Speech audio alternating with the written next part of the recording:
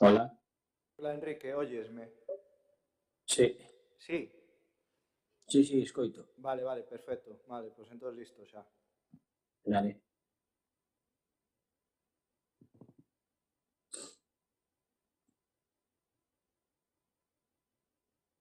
Se ves que tal, corta o micro. Ah, vale.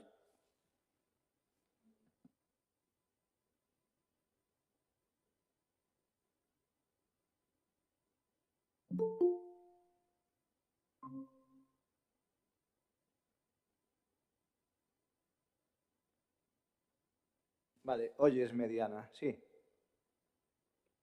Sí, Vale. É mellor que o micro solo o pulsedes cando vayades a falar ou algo. Vale. vale, vale, sin Ben, fallo. vale, vou avisar entonces que xa estades listos. Venga, gracias. Vale, perfecto. Venga. Chao, chao.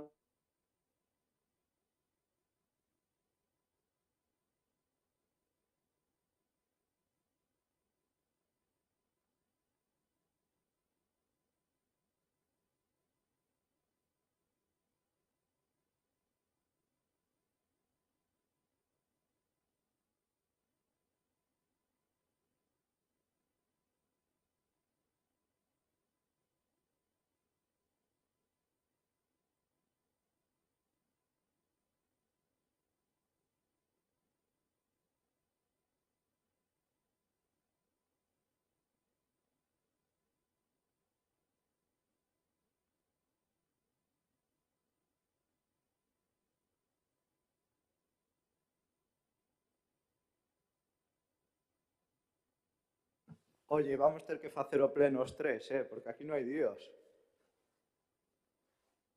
Marcharon de vacacións xa. Non é ás 8:30, que hora é? Son ás 8:30. Supuestamente sí, ¿no? Sí, sí. Oye, Enrique, que estás con gripe ou que? Non sei se é gripe, se é Covid, se que é, pero teño un trancazo que isto non é normal, tío. Sí. É que tes unha mala cara Boa, que cuidado, boa. O tema é que levo 2 días na cama e non mellorei nada, eh. Joder, parecía que hoxe estaba mellor pola mañán, pero sigo igual, a regarai. Pois estarás con gripe, que a gripe ahora aí a tope. Boa. E me Eu está creo que atacando fuerte, facía anos que non pillaba semejante trancazo. Ostras, joder. Bueno, pues Sí, sí, a cuidarse. non queda outra. Sí. Fala desde aquí. Enrique, Sí? Enrique, contestas ti a pregunta ou contesto eu? Ai, como queiras, dame igual. Non, dime ti. Que contesto eu xa. Contestas ti, vale, vale. Sí. Salvo que morra. Marchouche xa. Joder.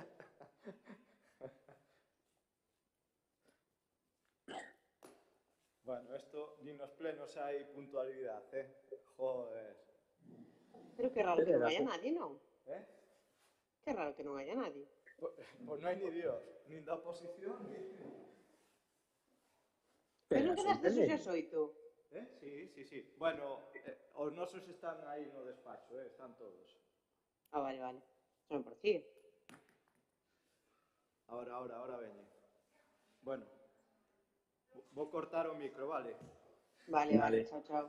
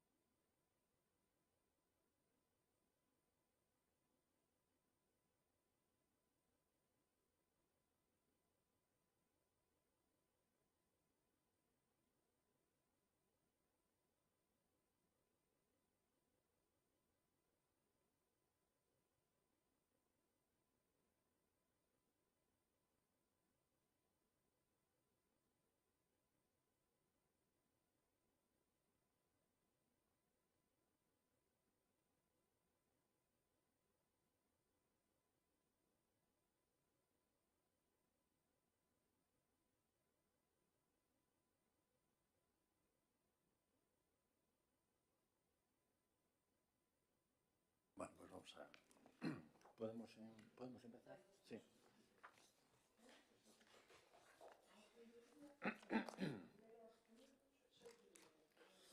Bueno, pues vamos a empezar. Empezamos, non? Sí. Vale. Empezamos co pleno ordinario, co último pleno do ano 2023, o pleno ordinario do 28 de decembro de 2023. E empezamos co primeiro punto da orden do día, que é a aprobación se procede da acta da sesión anterior. Alguna cuestión para acta? Pasamos a votar. Votos a favor? Pois aprobase por unanimidade, tamén por os que están en vía telemática. Ben, pasamos ao segundo punto, que é a aprobación se procede do orzamento municipal para o exercicio 2024.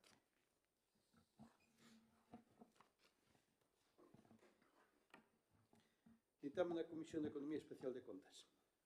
Informe se procede do orzamento do exercicio 2024. O se te dar cumprimento ao disposto no Real Decreto tal en disposicións contidas no artículo 112 da Lei 785 da Lei de Réxime Local, visto a documentación que obra no expediente que contén o proxecto de orzamentos do Concello de Vedra para o exercicio 24, propónse o seguinte ditame. Aprobar o iniciamento do orzamento do Concello de Vedra para o exercicio 2024 por importe de 6.631.912 euros de créditos iniciais no estado de gastos e 5.771.912 de previsión iniciais no estado de ingresos, quedando inicialmente en situación de superávit na cantidad de 100.000 euros, así como toda a documentación e anexos que compoñen o expediente, asinándose a cada un dos capítulos de acordo co seguinte desglose.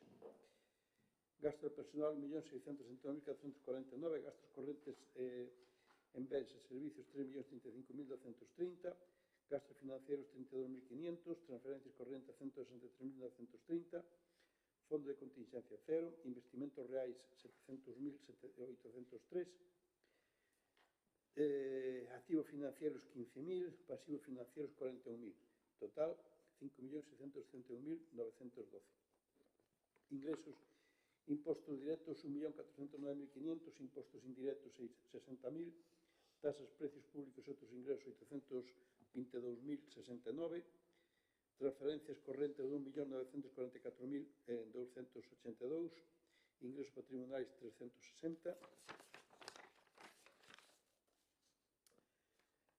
transferencia de capital 521.700, activos financieros 15.000, pasivos financieros 0, total 5.761.912. Aprobar o cadro de personal do Concello de Vedra para o 2024.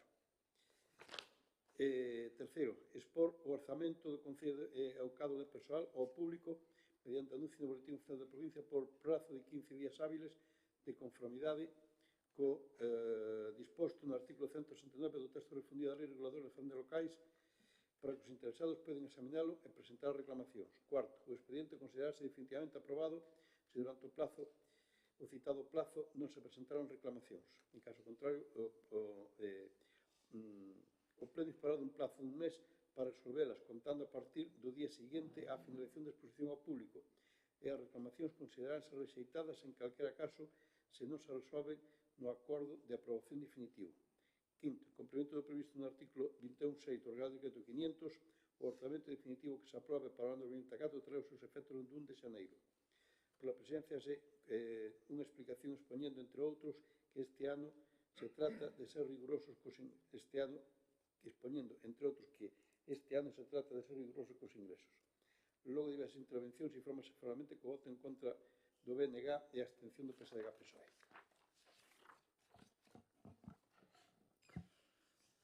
Bueno, vou a ser relativamente breve porque todos tuvestes oportunidade de estudiar o orzamento, de preguntar nos técnicos as dudas que tiñades. En fin, son uns orzamentos que teñen unha previsión de ingresos e unha previsión de gastos moi realistas, non? O sea, como sempre digo, nos temos que ser, empezando por os ingresos, ver exactamente que ingresos cunha certa seguridade vas a ter para poder afrontar pois, todas as obligacións que temos como Concello e a partir de aí bueno, pois plantear todo o que é o orzamento de gastos en relación ás políticas que se desenvolven desde o Concello. Non? Entón, nesa realidade, na partida de ingresos e gastos, non? Que nos gastos, falando de realidade, quixemos afinar hasta no tema de non só ter en conta pues todos estes incrementos do IPC, dos costes dos suministros, dos costes do aumento dos costes dos servicios, das obras, sino tamén que temos que prever que vai haber unhas novas adjudicacións de servicios importantes, como é o tema da escola infantil ou o tema do SAF, que obviamente conlevan uns incrementos dos costes e isos xa están previstos no orzamento, non nos vai pillar por sorpresa que mañá un determinado servicio teña un maior coste primeramente por aumento do coste da vida en xeral e sobre todo por los costes laborais. Ou con novos servicios ou novas obligacións cos seus incrementos correspondentes, como é no caso da recollida do lixo, do tratamento de residuos. Todo iso xa está previsto tamén no orzamento de gastos. Por iso non foron fáciles de elaborar, porque a veces a primeira limitación que tes son os ingresos e moitas veces os gastos asustas todo o que podes, pero o que non queres é eliminar, obviamente, servicios e, ao contrario, seguir prestando os mesmos e da mellor maneira posible.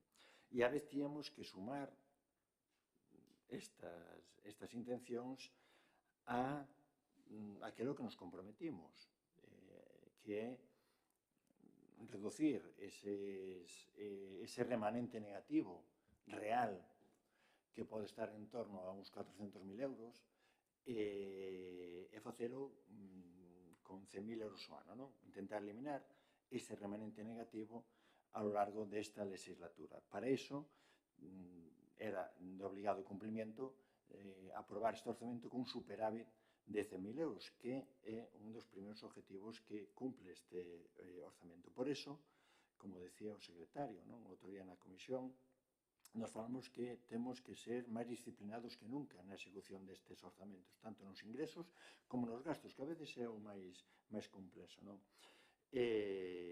Porque, repito, un dos nosos objetivos, e isto é unha mostra clara do noso compromiso e do que queremos alcanzar, é eliminar ese remanente durante negativo en estes 4 anos. E logo temos outro gran objetivo fundamental, que é facelo mantendo absolutamente todos os servicios que se prestan, todas as axudas que se conceden, todas as subvencións, tanto para familias como entidades culturales, musicales, etc. Nós aí temos un claro compromiso de manter todo eso, non recortar nin reducir, sino mantelo. Hai que pensar que o programa 231, que fai referencia a servicios sociales, ante que depois está salpicado por moitos capítulos do orzamento, pero neste programa en concreto, que aí está o SAF, a gardería, a conciliación, emerxencia, etc., estamos falando de que casi o 30% do orzamento, casi, non chega, pero casi o 30% do orzamento é o capítulo de servicios sociales. Creo que nese aspecto nós somos un claro exemplo de compromiso que realmente é importante, que son as persoas. É certo que pasa tamén todos os anos, por iso unha cousa o orzamento, o que é un presupuesto, que ti presupós que vas a fazer unha determinada historia, se vas a ter uns determinados ingresos e gastos, e depois outra cousa é a ejecución final do orzamento, que aí é onde se ve realmente o que se gastou nun lado, o que se gastou no outro, etc. Por iso hai partidas que non aparecen incluídas que sabemos que se van a acabar generando, tanto no capítulo de ingresos como no de gastos. Neste caso, a técnica económica, nese caso, prefiere ser das que genere, por exemplo, en temas de fomento do emprego, aí non están ahora mesmo orzamentados todo o que é o risco, o PROL, o PEL, pero sabemos que vai a vir. Non porque non vai a existir, sino que, cando conceden, ela incorpora o correspondiente ingreso e gasto o orzamento, de acordo? Entón, pero, bueno, ora, no orzamento inicial non aparecen. Repito, non porque non nos vai a ver, non porque non se vai a gastar nos cartos, senón que, cando concedan, incorporarse ingresos e gastos. E é no capítulo de inversións, non? Que máis que nunca tamén suele ser un presupuesto, porque hai inversións que, bueno, se contabilizan nun ano e se executan noutro, ou a mitad nun lado, a mitad noutro. Bueno, pois posiblemente ao final, aquí son 700.000 euros, non? Que está calculado de inversións. Bueno, pois a nosa intención que ao final de ano, cando se cerre o ano contable do ano 24, pois esa cifra sea superior a 700.000 euros. Obviamente, tamén hai obras ou inversións que van a estar condicionadas por subvencións específicas, non? Que tan pronto as concedan, bueno, pois se incorporarán ao capítulo de inversións e, por tanto, o orzamento. Ainda así, bueno, pois queremos dar unhas certas pinceladas, non? De seguir cumplindo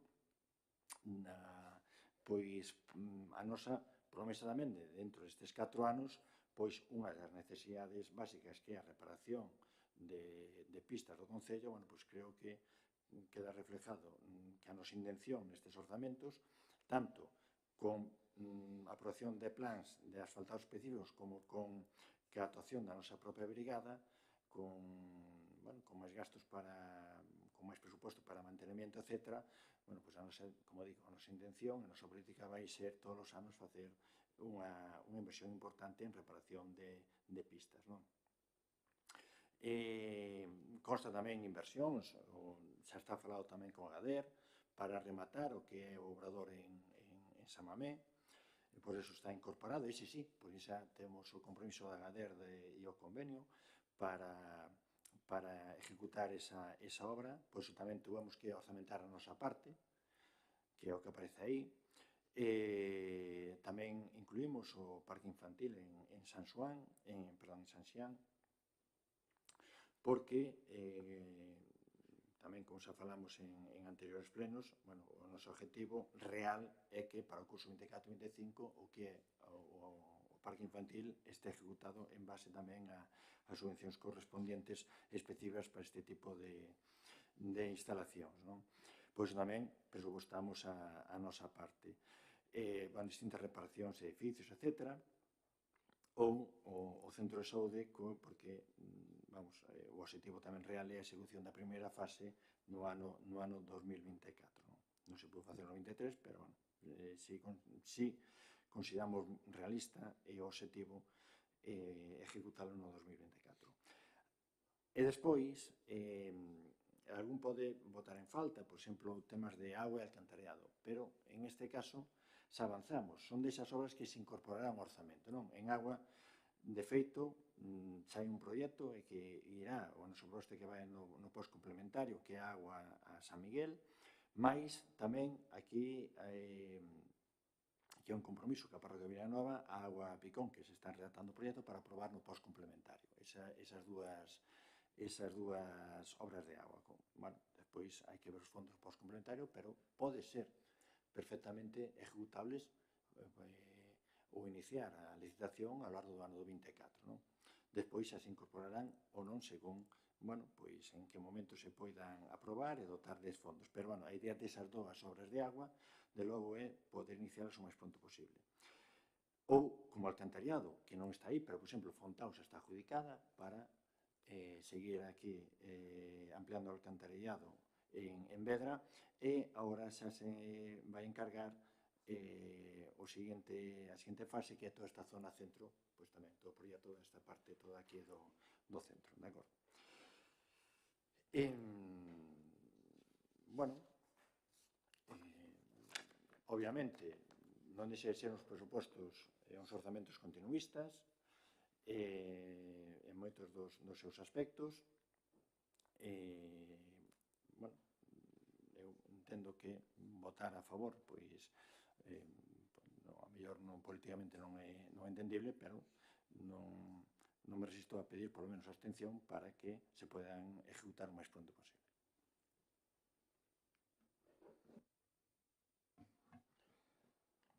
Pois, acaban de recoñecer que se trata duns orzamentos que son continuistas, bueno, son basicamente idénticos aos dos últimos 12 anos. E os resultados destes 12 anos son, bueno, estradas como as temos, auga corrente e o suministro como temos, o saneamiento como vai, a punto de baixar os 5.000 habitantes, unha débeda viva de 2 millóns de euros.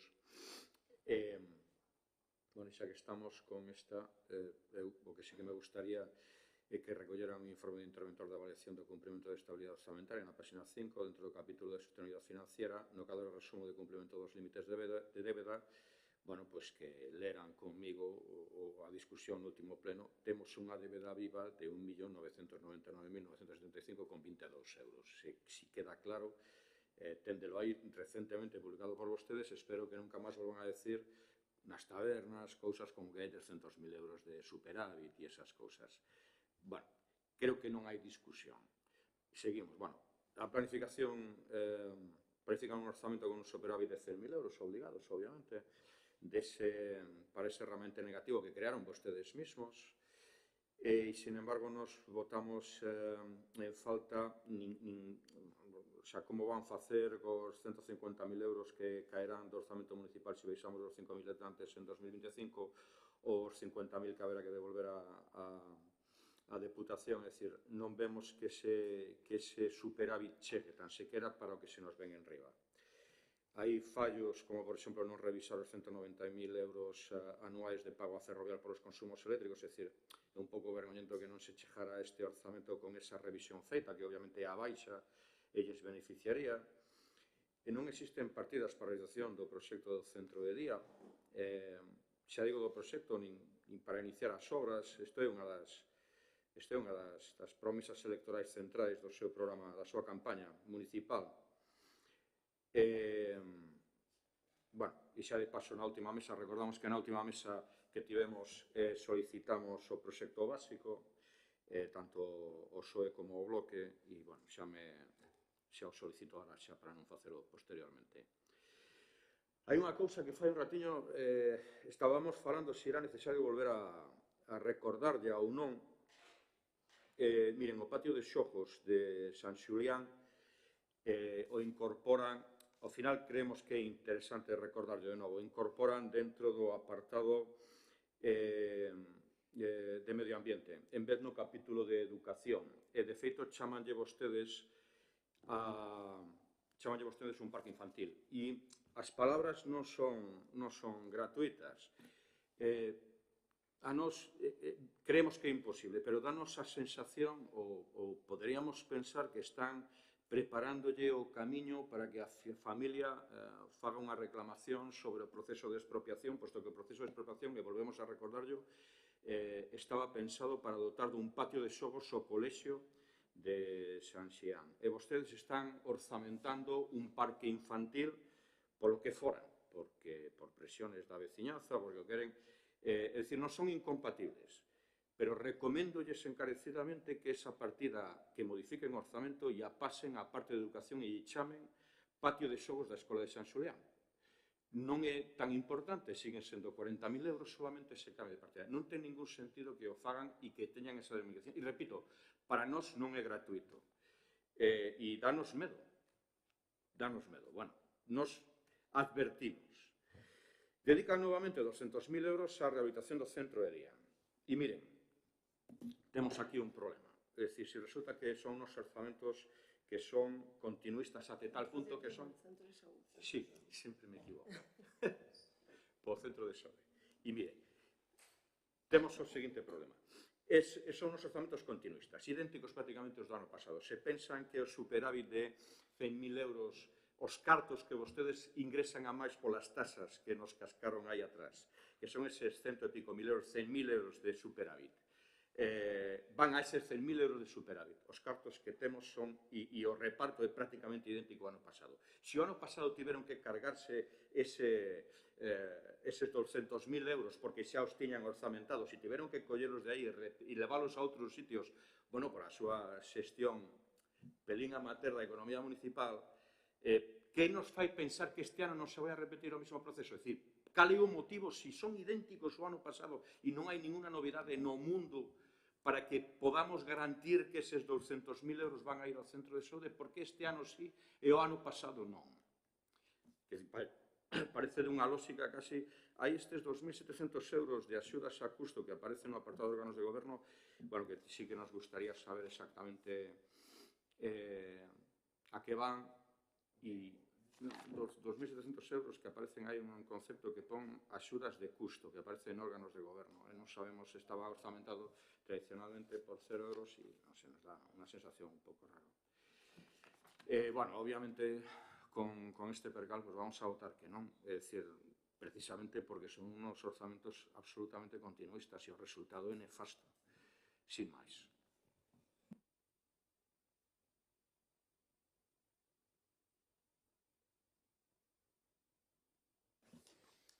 En canto aos orzamentos, decir que son técnicamente impecables, pero que se botan falta iniciativa política. Como xa dixo Fou, son orzamentos continuistas e, como tales, non están a dar unha resposta aos retos estratégicos do noso territorio. Están claramente condicionados pola falta de capacidade para arrincar compromisos relevantes tanto na Xunta como do Estado e para acadar inversións transformadoras para uns orzamentos que, despois de tantos anos de goberno, seguen sen facer unha aposta prioritaria para impulsar infraestructuras transformadoras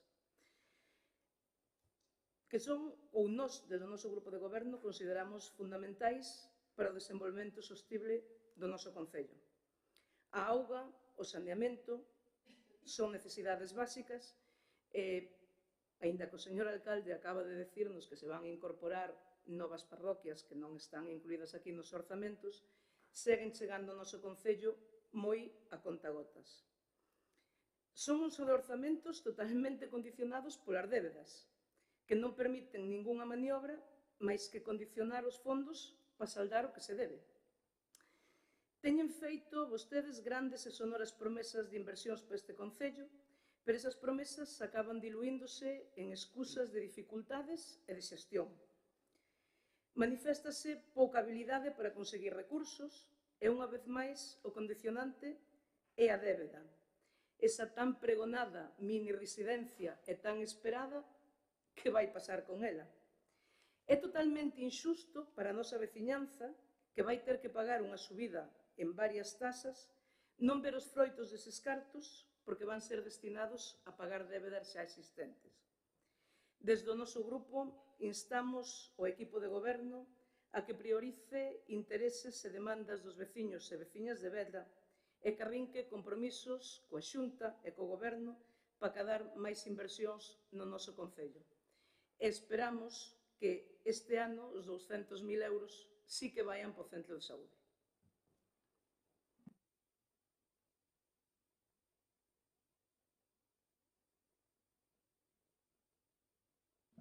Ben, bueno, a mí empezo ao revés, entonces empezo por... bueno, eu creo que, Begoña, cando facemos, obviamente a nos hubiera gustado ter uns orzamentos, bueno, pois continuamos como ten outros concellos, que ten unhas zonas generadoras de moitos ingresos, non? Pois, e que poder facer moitísimas cousas, pero, bueno, estamos nesa gama, nesa zona onde están a inmensa maioría dos concellos rurales, que, bueno, que teñen os ingresos que teñen e que teñen que manejar cos ingresos que teñen, non? Eu quero recordar que son continuistas porque son os nosos orzamentos, que digamos 12 anos gobernando, entón nós fomos adaptando os orzamentos ás políticas que nos queríamos facer. Fundamentalmente, tíamos unha que nos dará ou quitará eleccións, pero tíamos claro unha cousa, a protección das persoas, non?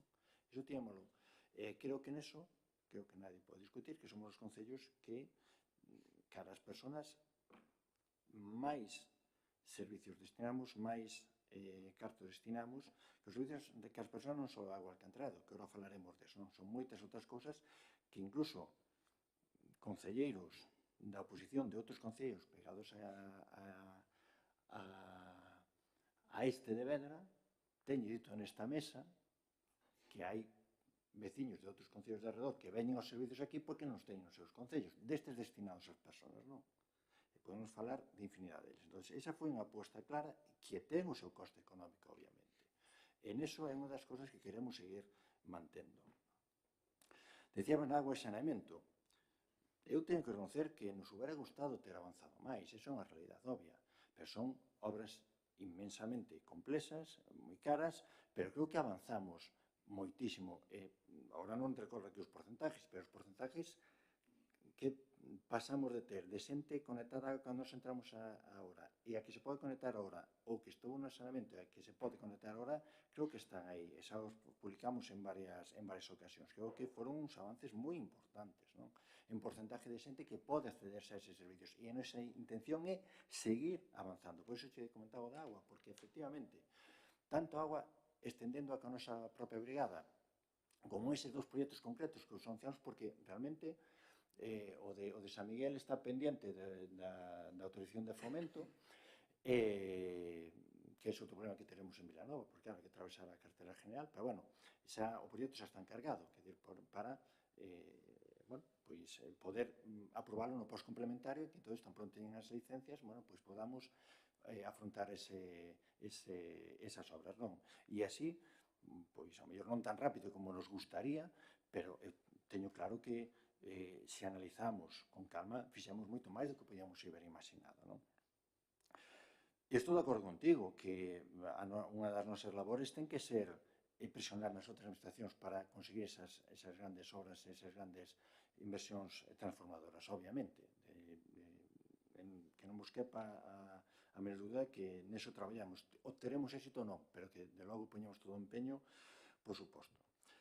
En relación ao centro de saúde, e aí xa engancho con lo que con FOU, vamos a ver se entendemos o concepto. Non é que nos cargáramos unhas cantidades, non. O sea, ti cando as partidas presupuestarias, porque FOU, ti dixeche unha frase como: por que o ano pasado se está presupuestando se fixo, este ano temos que querer se fixo? Oiga, iso pasa en todos os orzamentos de todas as administracións públicas gobernadas por calquer partido neste país, empezado desde o goberno do Estado ao goberno da Xunta, ao goberno de calquer concello.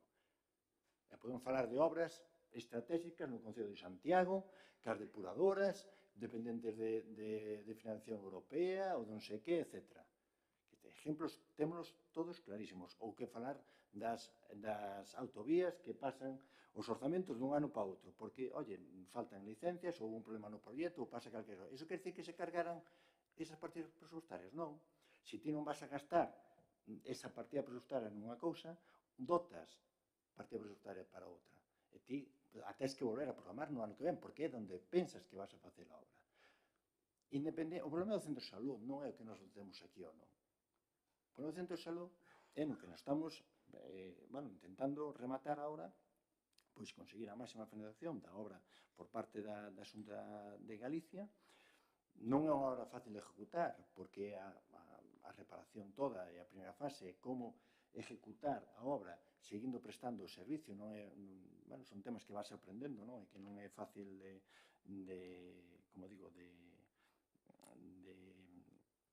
afrontar, pero vamos, que temos como objetivo claro que esa primeira fase de reparación absoluta de toda a estrutura que hai agora, non? Con un par de cuestións que ademais pediron os médicos en relación á distribución dentro do centro de salud, se pode ejecutar de forma efectiva no ano 2024. Non é iso que estamos negociando e traballando. Por iso queda tamén incluída a partida presupuestaria dentro e xa lles adianto que vai a ser un coste superior ao que aparece aquí. Vai ser un coste superior ao que está aquí. Vai ser un coste máis cercano aos 400.000-500.000 euros que aos 200.000 euros. Vale? Pero ti tens que ter a partida presupuestaria, porque ao mellor, ojalá non, pero ao mellor se temos que poñer 20, 30, 40, 50 mil euros por nosa parte, temos que ter a partida presupuestaria aí dotada. Entonces, ese é créeme que é unha das temas que a que me estou peleando nestes meses, non?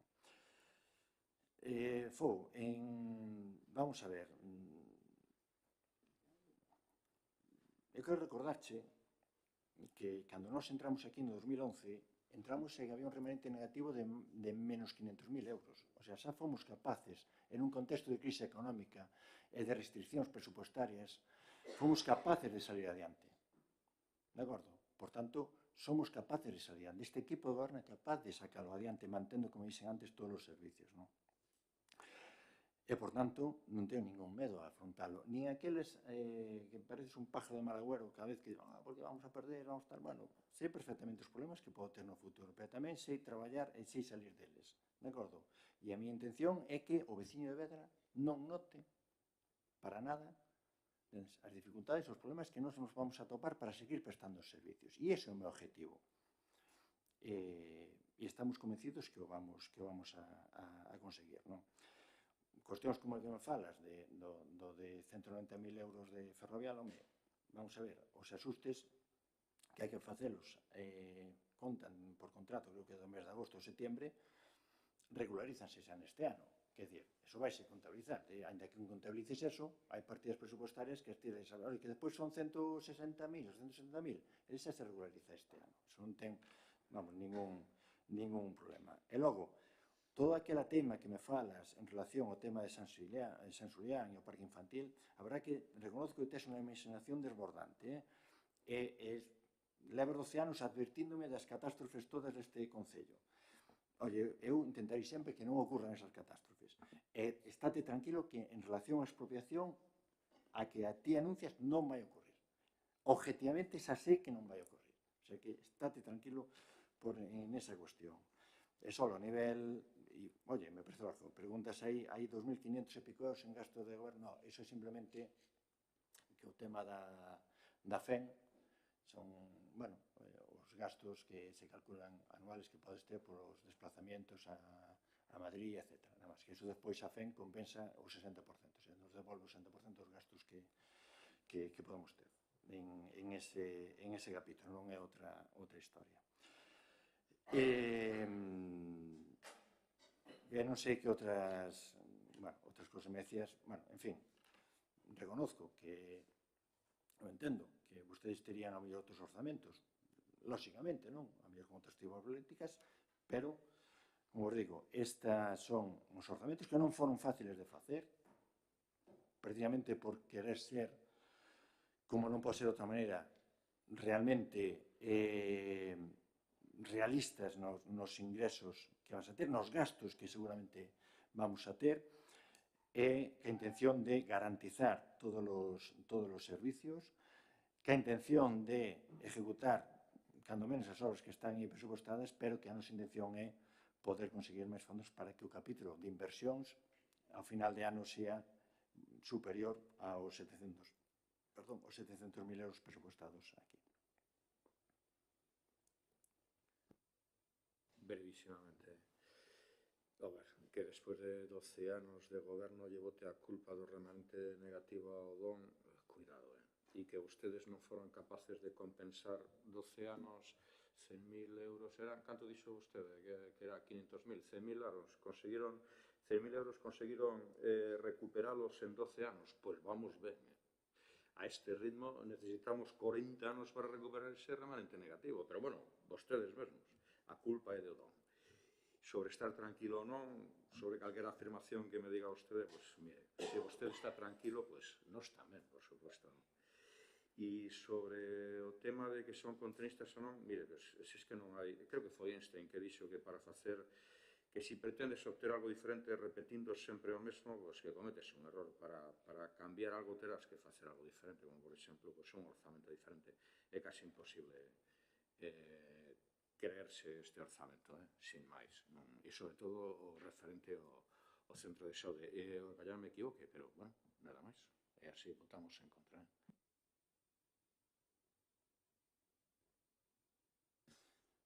Fou. Eu tengo que decir que, joder, ti entendes o que queres entender.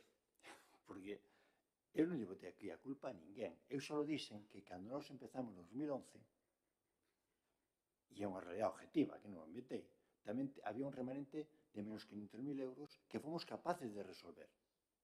Non dixe que se veña arrastrando desde alá, fomos capaces de resolverlo. Ora, por... Fou. En 12 anos fomos capaces de resolver, ou momentos mellores, momentos peores, fomos capaces de resolver o remanente. Chegamos a un momento que tíamos un remanente casi cero, casi tal, pero, bueno, en distintas circunstancias, bueno, pois, levaron a que agora teñamos ese remanente de menos 400.000. O que quero decir é que fomos capaces de facelo unha vez, vamos a poder ser capaces de facelo unha segunda vez, de acordo? Entonces, ese é o que dicen, para ben ou para mal, meu, non o que ti queres entender, entendes? Iso pode... Dime. Tens razón. É dicir, eu quero dicir que parece que a matemática é moi lógica. 500.000 menos 400.000, 100.000. Repartido en 12 anos, pois, Vale. bota cuentas. E Perfecto. logo todo o demais tes toda a razón do mundo, pero vamos, que até onde eu sei, 500.000 menos 400.000, 100.000. Dame a sensación que non me equivoco, pero da igual. Vamos, como sou presidente, tengo que acabar eu. Mira, ti estás tranquilo, eu estou tranquilo, xa somos dous persoas felices, veña. Vamos a pasar a votar. Votos a favor do orzamento? Votos en contra do orzamento? Bueno, pois apróbase con 8 votos a favor do PP e 5 votos en contra, 3 do BNG e 2 do PSG-PSOE.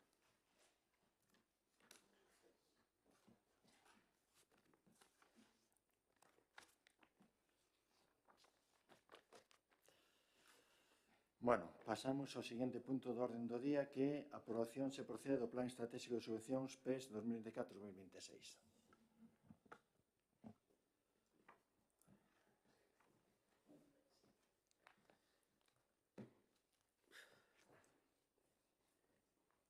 Ditame da Comisión de Economía Especial de Contas. 26-12-23. Informe se procede do Plan Estratégico de Subvencións PES 24-26. O obxecto do cumprimento disposto no artículo 8 da Lei 38 de Xeral de Subvencións, que establece que os órgãos das administracións públicas ou calquer ente que propoñen o establecemento de subvencións con carácter previo deberán concretar nun plan estratégico de subvencións obxectivos e efectos que pretendan coa súa aplicación o plazo necesario para a súa consecución, os custos previsibles e as súas fontes de financiamento, supeditando en todo caso o cumprimento do obxectivo de estabilidade presupuestaria, considerando que o Concello dirixe unha parte significativa do seu orzamento á concesión de subvencións co obxecto de fomentar o desenvolvemento cultural, deportivo, social e económico do Concello, especialmente cooperando coas entidades privadas sen ánimo de lucro que desenvolven a súa labor no noso territorio, visto que a documentación que obra no expediente propónse á Comisión de Economía Especial de Contas a emisión do seguinte ditame. Primeiro, aprobar o Plan Estratégico de Subvencións do Concello de Vedra para o período 24-26, de acordo coa redacción que se achega como anexo. Proceder a súa publicación no Boletín Oficial da Provincia para ser ao coñecemento. A Comisión de Economía, con extensión do BNG e PSOE, informa finalmente citada proposta. Bueno, isto... nada, sabedes que no ano 2021 fixemos un plan, así o SGLEI, un plan estratégico de subvencións. Non, aquí realmente non aprobo ninguna obligación, simplemente é unha declaración de intencións que se pode ir adaptando, cambiando, modificando, etc. a medida, bueno, que surjan necesidades, opinións, etc. Digamos, non é nada que nos vincule obligatoriamente a seguir, non ten... Pero, bueno, desde o Departamento Técnico Económico teñen que aprobalo, entón, bueno, é un pouco tamén continuista co que estaba, adaptado un pouco certas cosas, sacouse o COVID que estaba daquela e tal, pero, bueno, non ten máis relación. Non sei se queredes comentar algo, non? Nada. Bueno, pois entonces pasamos a votar. Votos a favor? Pois apróbase por unanimidade.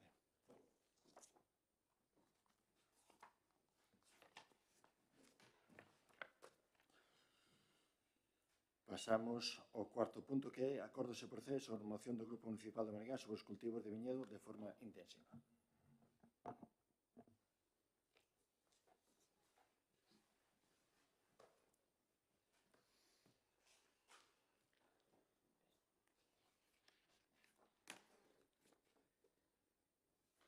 Informe da Comisión 26-12-23 de Economía Especial de Contas. Moción do Grupo Municipal BNG sobre os cultivos de viñedos de forma intensiva. Das contramoción presentada polo Grupo Municipal BNG, na que expoñen que unha recente creada plataforma do Val do Ulla ven alertando do problema que se vai a derivar da conversión de grandes extensións de terreos deste val en cultivos de viñedo de forma intensiva, que supón a tala de grandes masas de bosques autóctonos, incluso bosques de ribeira, eliminando así o papel ecolóxico que cumplen estes bosques e a eliminación de terras agrarias, reducindo a súa disponibilidade para explotacións agrogandeiras co consecuente incremento do seu precio, así como o aumento do consumo de agua para o regadío destes cultivos. Ademais, este cultivo extensivo tamén vai supor un uso de enormes cantidades de fitosanitarios para o seu tratamento, que se espallarán polo aire acumulándose nas aguas, no solo e afectando tamén as persoas e animais máis próximos. Estamos, en definitiva, ante un modelo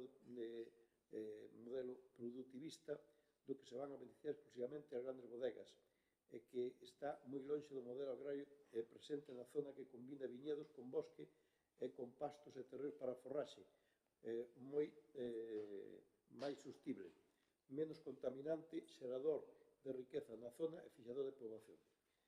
Por todo iso, solicitan do Pleno a adopción dos seguintes acordos. O Pleno da Cidade de Vedra traslada o seu apoio aos veciños e veciñas do Val do Ulla nas súas demandas para que, de facerse novas plantacións de viñedos, estas se fagan de maneira ordenada e respetando os seus medios e modos de vida.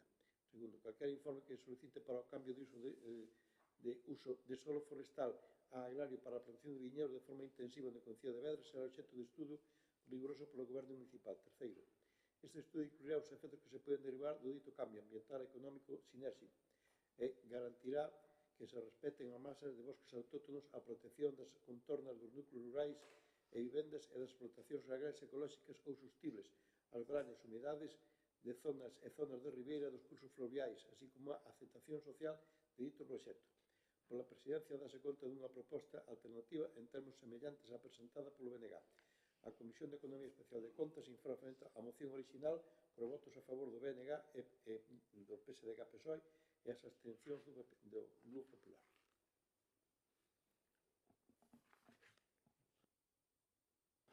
Bueno, antes de empezar a defensa da moción, quero aclarar unha cosa. Primeiro, esta moción non a presentou o BNG, vale? Pertence á plataforma en defensa do Val do Ulla.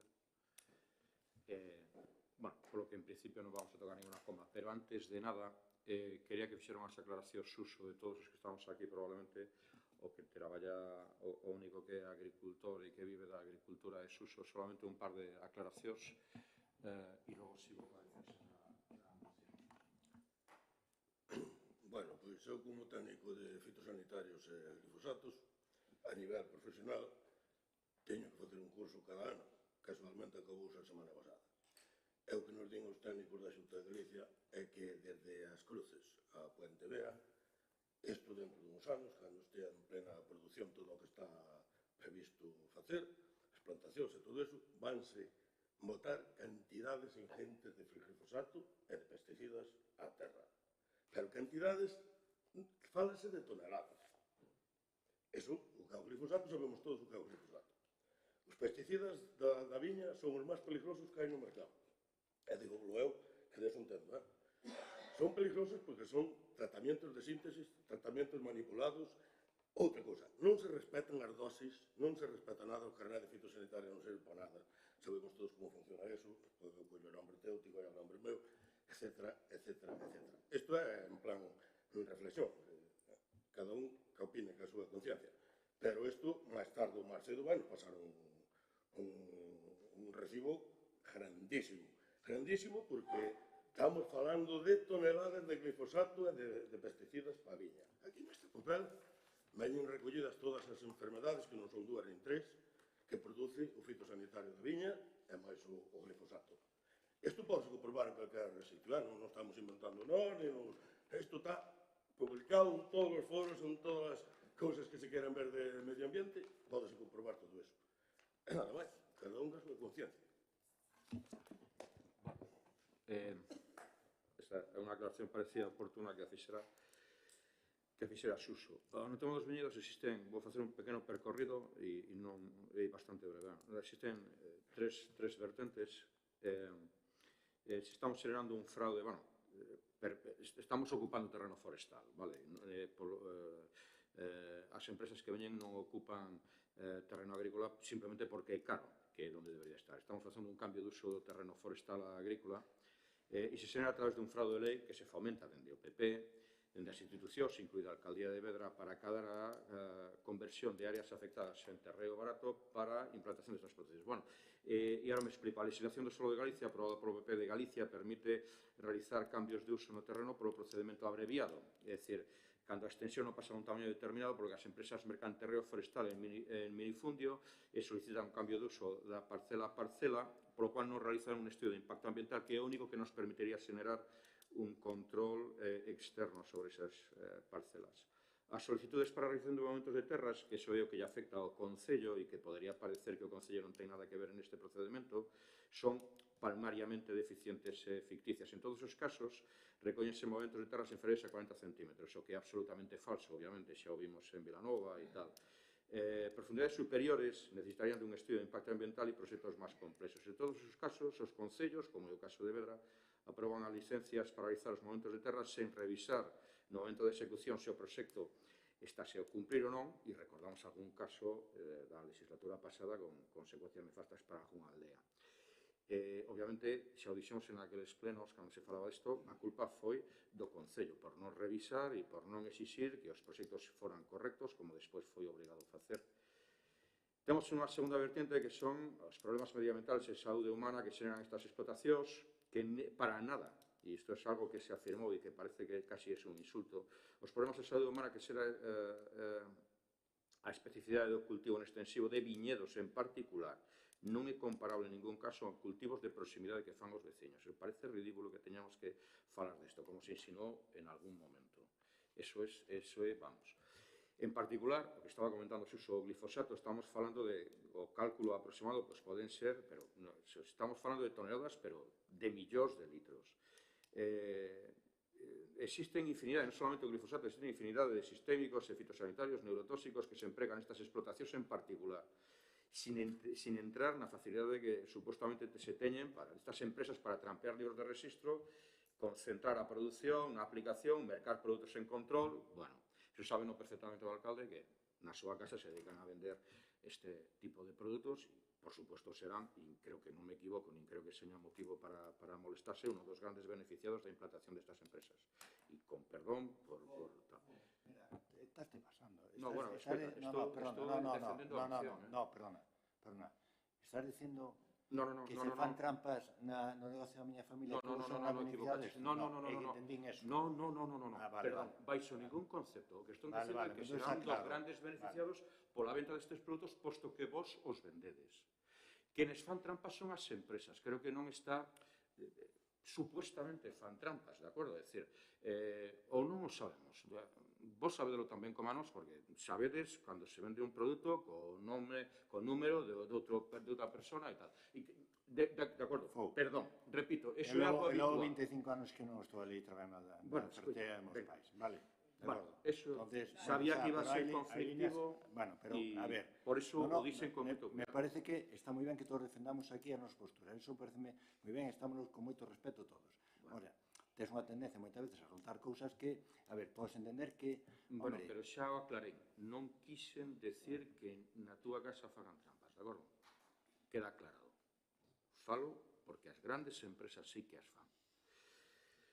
Os problemas medioambientales que xera a implantación no territorio a través dun fraude da lei palmario que evita a realización de estudios de impacto ambiental permitindo a eliminación de masas boscosas protegidas, o avance sobre as vacias fluviais sen ningún tipo de control, a contaminación destas vacias, a realización de desmontes sen planificación, o uso de balsas de aguas ilegal, a extracción de agua fluvial para regadíos, a desaparición de biodiversidade, a eutrofización de regadíos, de regatos. Bueno, eu creo que todo isto, os postos de traballo que crean, ademais, son prácticamente nulos. A maioría son de temporeiros en condiciones tan precarias e tan mal pagos que teñen que vir do estranxeiro para realizalos, porque a xente de aquí non están disposta a someterse a condiciones de escravitude que propón o sector.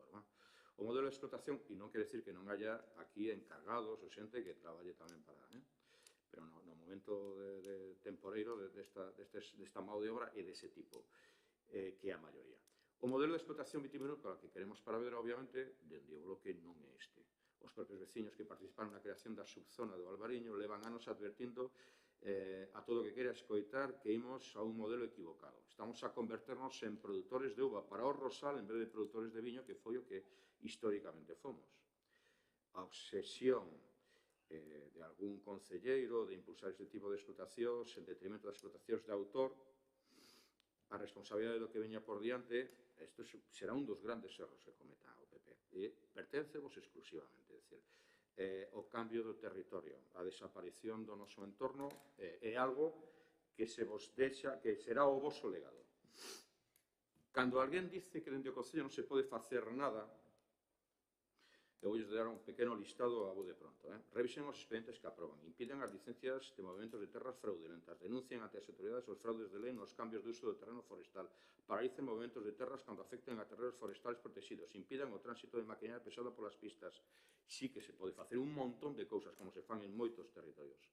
Bueno, e agora, solamente vou facer un pequeno comentario sobre o que nos aportan. Nos aportan dúas frases. Repito que a moción non nos pertence, por lo tanto, vai quedar como está. Simplemente damos as nosas, facemos a nosa defensa dunha moción externa. Xa presentaremos a nosa con tempo e forma. Pero nos aportan un par de frases que, bueno, bien despensen dun brindis ao sol, pero resulta que este brindis ao sol fan o mesmo mes que aproban unha licencia para un movimento de terras de 5 hectáreas para un viñedo en extensivo no que se afirma únicamente que van a mover 40 centímetros de profundidade e no que, segundo mesmos vostedes publican, vai a afectar, e como se pide a licencia, un espacio de especial protección forestal recollida no Pexón. Bueno, todo isto, me imagino, bueno, válelles porque sale gratis, obviamente. E recorden unha cosa, xa yo dixemos fai anos, o Parkinson e a Asociación Mundial do Parkinson ven advertindo sobre este tipo de explotacións na incidencia de Parkinson, pero tanto o Parkinson como o Alzheimer, eu teño aquí, bueno, me gustaría que constara que vos entrego, bueno, pues un documento que procede dun organismo oficial argentino, sabedes que teñen ali explotacións en extensivo, hai un montón de documentables sobre o que pasa co glifosato e estas cousas, son as 10 enfermedades que están recoñecidas ao glifosato. Aquí se van a verter técnicamente, iso non vos lo quero decir, pero, bueno, técnicamente o que se comentou dende técnicos da Xunta, eu fixen os cálculos e aproximadamente o que lle corresponde ao Concello de Vedra, máis ou menos pode ser como 1,5 millón de litros ao largo dos 25 anos, 1,5 millón de litros de glifosato ao largo dos 25 anos que vai a durar, dende 2027, unha explotación estándar en extensivo de viñedo. Alzheimer, autismo, defectos de nacemento, cáncer, celiaquía, enfermedade renal crónica, depresión, abortos naturales e mortinatos, linfoma de Hodgkin, Parkinson. Bueno, vos queda aquí, os deixo aquí 3 copias, simplemente para que señades conscientes. Cando enferme alguén, porque sei que obviamente non ides aprobar esta moción, e se aprobades non ides facer nada a posteriori para evitar este tipo de explotaciones, ou por lo menos que estas explotaciones teñan un informe de impacto ambiental o que podamos, porque ninguén quere que estas explotaciones non veñan, o que queremos é que teñan un informe de impacto ambiental e que fagan as cousas exactamente igual que se nos exixiría a nos. Nos non poderíamos tirar unha carballera, nin poderíamos acometer contra un río, nin poderíamos cargarnos un xacemento xeolóxico, é dicir, esas cosas que están facendo eles e que ningún de nos podería facer. É o único que queremos, é dicir, que podamos ter un informe de impacto ambiental sobre o que podamos traballar. Cando co tempo alguén na vosa familia enferme de Alzheimer, de Parkinson ou tal, espero que recordedes o que estades facendo co territorio. Ese vai a ser o voso legado para o Concello de Vedra. Esa e a non actuación sobre o Pexón, entre outras. Entón, bueno, despois de todo o que contén, solicitamos o voto favorable para esta moción, que xa vos digo que non nos pertence e que entregaremos unha mellorada co seu tempo e que nos pertence.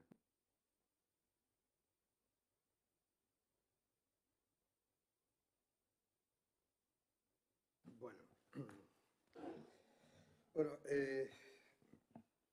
casi de primeiro gostaríame que nos explicaras ao pleno a que concelleiro te refires, o nome do concelleiro que te refires que está interesado aquí ou que traballou por ese sistema de produción nesa línea que apunta na moción. Non sei a quen te refires. Bueno, eu teño escoitado moitas veces a xente que escoita a Enrique, ou non sei se ti mesmo, falar constantemente das bondades deste tipo de explotación. De feito, eu Enrique xa yo escoitei tamén alguna ocasión a nivel personal. Pero, bueno, da igual, non é obxecto nin me interesa para nada que apareza nas actas, non me interesa o máis mínimo. Bueno, Simplemente cando quero se dice dicir un que... concelleiro, eu, se te refires a mí, penso que non, e a Enrique creo que tampouco, non. Bueno, o sea que, bueno, Repito, pero hai que non é hai que importante puntualizar, esa parte. poñer os puntos sobre as is, porque cando se fan acusacións, que estamos acostumbrados a facer acusacións en público, hai que ter criterio do que se fai, vale? Do que se fala, porque da outra maneira, ou é unha mala intención, ou é unha ignorancia, ou é unha mala intención. Eu presupoño de que ti non tes esa mala intención.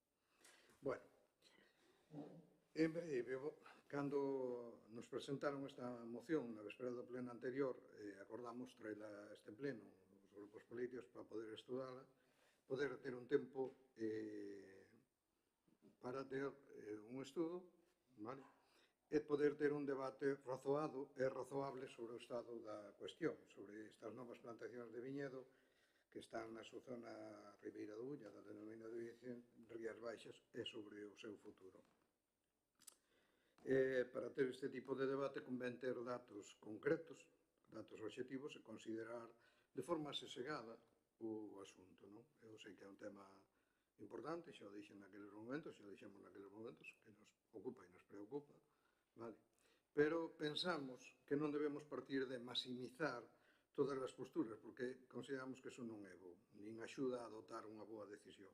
Eu creo que aquí estamos pensando todos, en ese todos incluídos a vostedes, en tomar as mellores decisións para Vedra, para a súa veciñanza, para o seu futuro, e creo que neso acertaremos ou equivocarémonos, pero neso nós, desde logo, é así, e estaría disposto a afirmar que penso que vostedes tamén. Dicir que estes novos cultivos de viñedo só traen cousas boas ou só traen cousas malas, para nós non é certo. En todo sempre hai aspectos positivos e negativos. E nós creemos que se fan ben as cousas, vale? Pode ser realmente unha oportunidade para todo o noso territorio. Así o creemos, vale? E o decimos sin ningún complexo. Así é que nós, desde o Goberno Municipal, imos traballar para iso, para que sexa unha oportunidade para Vedra e para os vedreses e vedresas, e non un problema. Si ben, como xa anticipei, atrevémonos a pensar que todos coincidimos en que, neste tema que hoxe nos ocupa, buscamos acertar nas decisións que tomemos para beneficiar a nosa veciñanza e o desenvolvemento futuro do noso concello. Pero consideramos que debemos falar con datos obxectivos á realidade do noso concello, vale? E vemos que no texto da moción faz algunhas afirmacións, sea a súa ou sea de outros, vostedes son os que a traen aquí, evidentemente, e fan algunhas afirmacións que consideramos como mínimo, cuestionables no que se refire a Vedra, vale? Eu non estou falando do que acontece noutros concellos, noutros concellos non entramos, pero no que acontece a Vedra. E aí, cando din que está a supoñer a tala de grandes masas de bosques autóctonos e a eliminación de terras agrarias, reducindo a súa disponibilidade para as explotacións agrogandeiras, así como o aumento do consumo da auga para o regadío destes cultivos, iso, cando menos, é cuestionable polos datos. Se vostede me fala de informes, porque informes hai de todo tipo e condición, de todos os temas que nos toca, e é bo que haxe informes tamén para o debate. Saben vostedes que superficie de Vedra está dedicado a este viñedo? Saben vostedes? Canta. Sabe vostede cal é a masa forestal de Vedra? Sabe canto do seu territorio? Sabe cal é a superficie agropecuaria total do concello de Vedra? Pois ao mellor hai que empezar por aí. E así falando de Vedra, a masa forestal, segundo o catastro, aí teríamos eucaliptos, pinos, frutais, castaños, carballos, árbores de ribeira, etc., suman 2.153 hectáreas, o que supón o 41% do territorio. Os terreos agropecuarios suman 2.117 hectáreas, o que supón o 40% do territorio. No mes de decembro, datos do mes de decembro, ou sea, deste mes de 2023, datos oficiais da denominación de orixe Rías Baixas, a día de hoxe hai 208 hectáreas dese viñedo, non chega ao 4% do territorio. Por lo tanto, quedan aínda máis de 10 veces máis de terreos agrícolas, moita terra, para o que queira promover outro tipo de cultivo, que, por certo, e moitos deles tamén veñen os de fora. Gran parte do que se cultiva aquí faise por parte de gandeiros de outros concellos, de Silleda, de Boqueixón, etc. Vale? Que iso tamén ten repercusión con outros aspectos que tocarei. E, ademais, tamén hai 10 veces máis dese terreo en masas forestais. E estes son datos obxectivos, sacados de unha fonte oficial. Pero seguimos. Desas 208 hectáreas, cando menos a mitade xa estaban plantadas de antes. Vale? Iso para entender que algúns dos problemas que se avanzan de regadío, de fitosanitarios, que vamos a entrar neles, non, seguramente, iso xa non é de agora. Vale? E deixando claro, iso é importante, que quede ben claro, non sei, que despois nos lle den a volta, vale, ou nos entendan mal, se non repetirello, deixando claro que nós non estamos de acordo en eliminar carballeiras, nin bosques de ribeira, nin nada parecido, vale? Algo que sí, por desgracia, pasou noutros concellos. En Vedra, a transformación de monte a labradío foi fundamentalmente eucaliptais. Vale? En canto ao tema da auga, tamén nos parece importante sinalar, por si o descoñecen, que varias destas plantacións xa están instalando o rego por goteo, que é máis eficiente, eficaz e sostible. E parece que se vai ir nesta dirección. E por último, ou por outro apartado que tamén nos preocupa moito, os fitosanitarios, que tamén Jesús aportou aí, e seguramente ele sabe máis desto, non o poño en dúbida, non sei o seu coñecemento, é un tema capital tamén neste asunto, pero tamén permítanme facer algunha reflexión.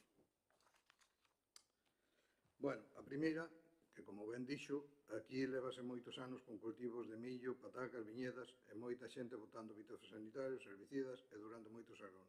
Algúns con bo coñecemento, outros seguramente incluso con mala intención, porque, bueno, pois cando lle decían que había unha dosis, pois seguramente tamén votaban mal e o votaban para eles mesmos. É evidente, iso non vamos a descoñecer, non? E todo, hasta ahora, pero parece que hasta ahora non era nin problema do aire, nin do chan, nin da auga, non? Agora, se temos 208 hectáreas de viñedo, parece que, cal é a pregunta, non? Só contaminan esas novas, porque o problema parece que ven con estas novas, non? As vellas, nestes anos, especialmente nestes 20 anos, que foron os que se van non contaminan, sería unha pregunta. Bueno, por iso, nós temos claro que o que temos que exixir é que haxa un cumprimento escrupuloso da lei. Da lei. Vale, un escrupuloso. Usted fai afirmacións aí que, bueno, son cando menos, decirlo así por decir, eu, a verdade, non teño esa... non estou capacitado, nin teño probas para facer esas afirmacións tan taxantes. Fan trampas as empresas, a liberdade que teñen eles para trampear os libros de rexistro, bueno, eso saberá vostede, eu desde logo, eso non o sei. O que sí sei é que disparar por a elevación e o que sí sei é que xeralizar non é bo. Non é bo nin para os viñedos, nin é bo para os gandeiros, nin é bo para tal. E, por desgracia, en toda a sociedade, pois mire, hai gandeiros que ao mellor non tratan ben os seus puríns ou non botan ben os pesticidas do millo, o mesmo que pasa cos viñedos e tal, evidentemente. Pero iso non me levaría a min a decir, nin ao noso grupo, decir que os gandeiros son todos así ou que os agricultores, os viticultores, perdón, os adegueiros, que todos entren nese proceso, porque eu creo que sería injusto e moi exagerado. Evidentemente, cando un ten o coñecemento destes feitos, e máximo se ocupa unha responsabilidade política, e máximo se é portavoz dun grupo, o que debe poñelo en coñecemento da justicia, en coñecemento de quen é da administración competente e que debe actuar. E se non actúa, aí sí que xa teríamos un problema. Pero, desde logo, falar iso e falalo nun pleno na soberanía do local, a min pareceme un tanto, bueno, cando menos imprudente, No dos fitosanitarios, bueno, evidentemente, aí hai unha lei que establece unha normativa, e na última, creo recordar, que nas xornadas vitivinícolas do viño de Sarandón ve un experto en fitosanitarios e xa alarmou de algunhas cousas, pero tamén, ao mesmo tempo, cando a xente que estaba ali, sobre todo veciños e veciñas e persoal que se dedicaba ao sector, falou de todo isto, eles xa decía que había unha normativa que exixía unha reducción e un paso moi grande, que empezaba agora no 2024, que iba a obrigar, e incluso dicía, bueno, pero vaise trampear e tal, esta persoa, eu quero creer que con coñecemento de causa, ou así parecía, el decía que iba a haber uns controles moi rigurosos e que, bueno, esa deixación, se aquí houbera, que iba a acabarse, que tiña punto límite, non?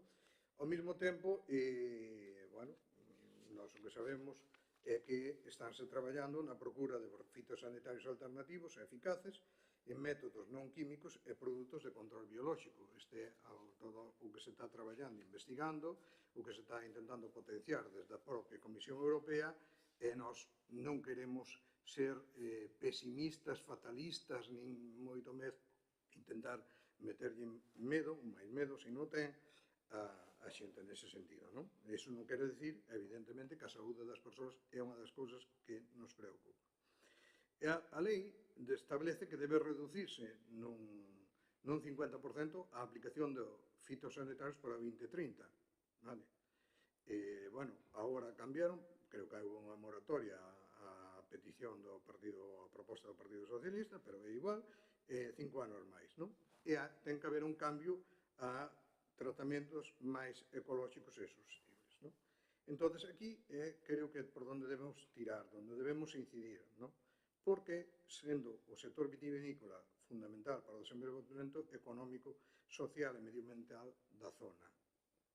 Vemos que non é un tema só de Vedra, vemos que en distintos territorios do Estado, en todos os sitios, cando pasan por calquera denominación de orixe, houve unha aposta moi grande por o terreno de tal, e supoño que o problema de selo serán, ou as circunstancias serán o mesmo aquí que na Ribeira do Duero, que no Rosal, que nas outras denominacións de orixe do Estado, non? Entón, bueno. Por outra banda, decir que estamos ante un modelo productivista do que se van beneficiar exclusivamente as grandes adegas, que está moi longe do modelo agrado e o presente na zona, que combina viñedos con bosque, compostos de pastos e terreos para a forraxe moito máis sostible, menos contaminante, xerador de riqueza na zona, fixador de poboación. Bueno, estou lendo así a primeira lectura, para nós, este é bastante demagóxico e, como está de moda agora decir, populista, vale? E intentar poñer unha venda nos ollos para non ver a realidade, vale? E, bueno, se eses modelos que añoramos do pasado, do tipo de vivenda, onde nas nosas casas todos, creo, se alguén non se sinte aludido, pois que me disculpe, pero todas nas nosas casas todos tiñamos horta, viña, policultivo, pradería, gando, todo eso. Se realmente ese era un modelo productivo de sostenibilidade, temos que preguntarnos que é o que está pasando, porque as familias están abandonando todo eso, vale? Eso tamén teríamos que facer unha reflexión, non? Ese era outro tempo, noutro tipo de economía, máis ben de subsistencia do que había. Evidentemente, eso ven con outras mudas sociais. No caso de Vedra, temos que recordar, vale? Porque aquí parece que se olvida, que foron os propios veciños de Vedra, moitos, cando se fala da cercanía, non, das casas, do problema e tal, moitos que as súas casas ao lado dos futuros viñedos, foron eles quen venderon por propia bondade as fincas concentradas, que non eran as fincas sin parcelar, porque en algúns lados, como é a miña parroquia, ou a parte do concello, onde ten o territorio sin parcelar, e están as fichas, as parcelas tan pequeniñas, moitas veces non saben que facer con eles, porque é máis difícil por outra rebeliar. Pero onde xa había terrenos concentrados, foron onde venderon, non? E por qué? Porque, precisamente, porque non hai relevo xeracional, e se fose certo o que din de que o sistema antigo é xerador de riqueza, fixador de poboación, o que se di na moción, entón, por que venden entón? Porque algo falla nesa ecuación. Dubidamos de que, ao principio, pero podería ser. Algún veciño podería non saber para que eran os terreos que vendía, pero logo estamos seguros de que todos o sabían a que se iban a dedicar eses terreos que lle estaban a comprar. E, ademais, é público que quen estivo e está a mediar na compra-venda deses terreos, ou polo menos algunha persona, vemos que é coñecido por todos. O sea, que non é unha cousa que se fixera nin por presión amenazante, nin tal, vale? Entón, tamén temos que reflexionar un pouco sobre esta realidade. Desde hai unhas décadas, como xa apuntaba antes, houve importantes cambios a nivel social, laboral e económico que tiveron repercusión no sistema productivo e laboral das familias de Vedra. Houve un salto importante do sector primario, todas as casas, como xa dixen, con vacas, policultivo, praderías, horta, viñedos, forestal, etc. O sector terciario, o que sumado aos campos familiares, as familias agora son con menos descendientes, esa é unha realidade demográfica, conleva a unha falta de sustitución xeracional, que os nosos fillos, e aí falo en primeira persoa, pois nós tamén como propietarios e tal, pois os nosos fillos buscan outras solucións de vida, buscan outras tal, que teñen o seu dereito, e hai un problema de relevo, e penso que non é a miña cuestión. Imagínome que, atrevo-me a afirmar tamén, vostedes me dirán si sí ou non, a representación veciñal que hai neste pleno pode ser un exemplo. Non sei cantos de vostedes realmente teñen un relevo xeracional para decir, bueno, pois xa non vostedes que se dediquen a este sector, porque eu xa non me dedico, pero é que o futuro, os nosos fillos, os que xa teñamos notas, si vemos posibilidade de que sigan con eso, non? Si é tan productivo ese modelo de tal. Eu creo que esa é unha realidade que está aí, non? Que está aí.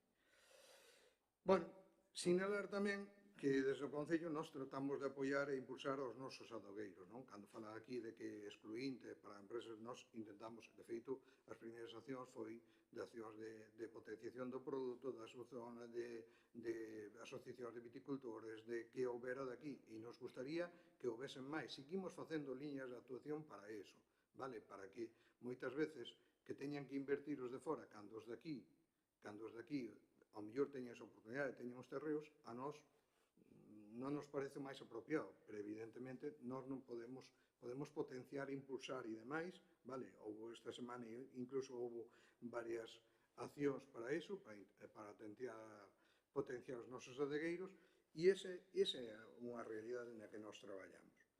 Por iso, nós si queremos que isto pode garantizar o futuro das nosas terras, xerando empregos directos e indirectos, xa existen algúns proxectos para facer unha gran bodega aquí na zona tamén, que teña un proxecto de desenvolvemento de todo o territorio, que vai ser unha inversión importante, vale? E non ter terreos abandonados, tanto de labradío como de monte, como existen noutras zonas de Galicia, que non é un problema exclusivo, e me atrevería a decir de toda España, especialmente de España vaciada, non?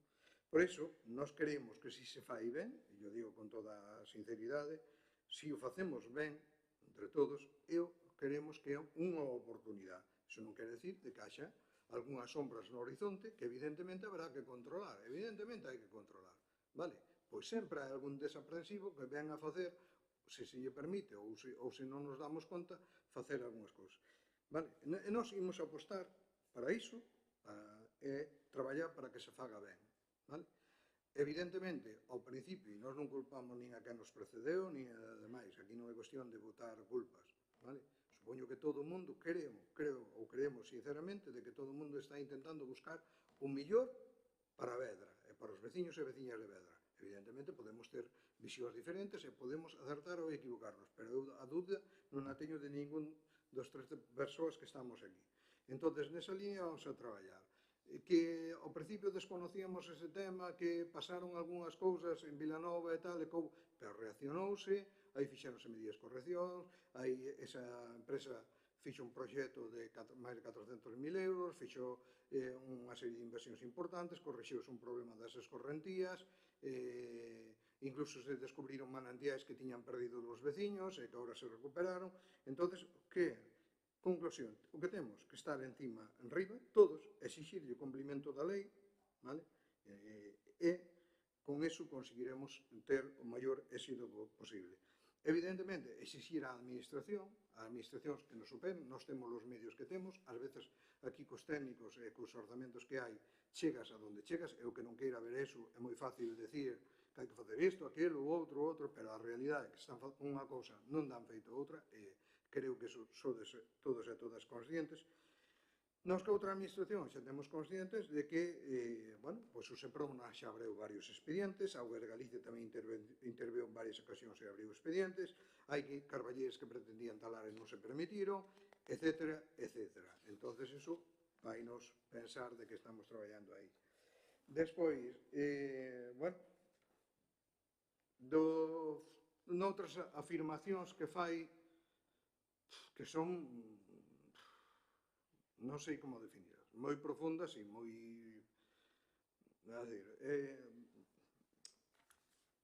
que as condicións de escravitude que van a ter son de escravitude da man de obra. Hombre, se usted ten probas deso, eu volvo a invitalo a que eso temos que poñelo en coñecemento. Cando menos, hai unhas organizacións sindicais, hai uns dereitos que ten todo o mundo, hai unha Constitución que nos dá unhas condicións de seguridade que se teñen que cumprir, sea que non pode haber discriminación nin por procedencia, nin por orixe, nin por credo, nin por ideoloxía, nin veña de donde veña, pois esas condicións laborais hai que tratar de cumplidas e, ademais, que incluso, a parte dun abuso humano, sería unha competencia desleal cara aos outros traballadores de aquí. O sea, se se coñece eso, é moi grave e vostedes que teñen contactos e falan a menudo de organizacións sindicais afíns e laborais e de todo isto, pois, por favor, poñan en contacto, porque entonces aí sí que estaríamos sendo cómplices encubertos de esa situación. Eu creo que eso pareceme grave e xa digo, é máis se xeraliza a todo o mundo, vale? Se xeraliza a todo o mundo. Que se cadra é unha empresa que poida cometer eso, pois debemos paralo canto antes. En todo caso, a nós gustaríanos aprobar unha proposta de consenso entre todos os grupos, xa que no fin buscar a mellor decisión neste tema, como xa dixen ao comezo da intervención, considero que estamos todos de acordo niso de buscar a mellor decisión. Para uns, a mellor será unha cousa e para outros é outra. Iso é, pois non é descartable e está dentro dos planteamentos e da visión que ten cada un da situación. De non ser posible, nós presentaremos unha nosa emenda e votaremos en consecuencia. Nós fixemos esa proposta que lle trasladamos na Comisión Informativa e esa proposta tamén pretendeu incluir, digo yo de verdade, porque é un tema que, por eso pedimos tamén o aplazamento daquilo, é un tema que nos preocupa a este grupo de goberno, nos parece un tema relevante para Vedra. Ás veces estamos aquí discutindo outros temas de que veñen do Estado, dos nosos partidos e tal, que teñen menos cada relevancia. Pero este é un tema no que estamos a falar de Vedra que nos preocupa. Acertaremos ou equivocarémonos, vale? Pero estamos buscando o mellor para Vedra. Entonces, nós intentamos incluir todas esas cousas nesa proposta que nós facemos, todas as cousas que poñían vostedes, vale? Tratamos de recoller o espírito de todos.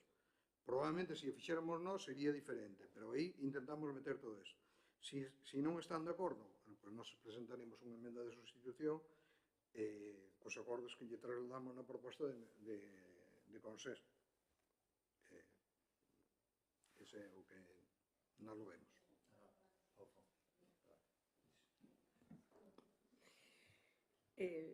Nós compartimos a idea de que é un tema moi relevante para o Concello de Vedra e que, sí, que se ten que facer de maneira ordenada, estamos totalmente de acordo, pero que estrategias, que medios ten ao alcance o Concello de Vedra para facer que sea de maneira ordenada? Hai certas cousas nas que sí ten potestade o Concello, pero hai noutras que non está nas mans do Concello. Entón, a nós sí que nos gustaría, vostedes na proposta usan un verbo que non me acaba de gustar, trasladar a Xunta de Galicia.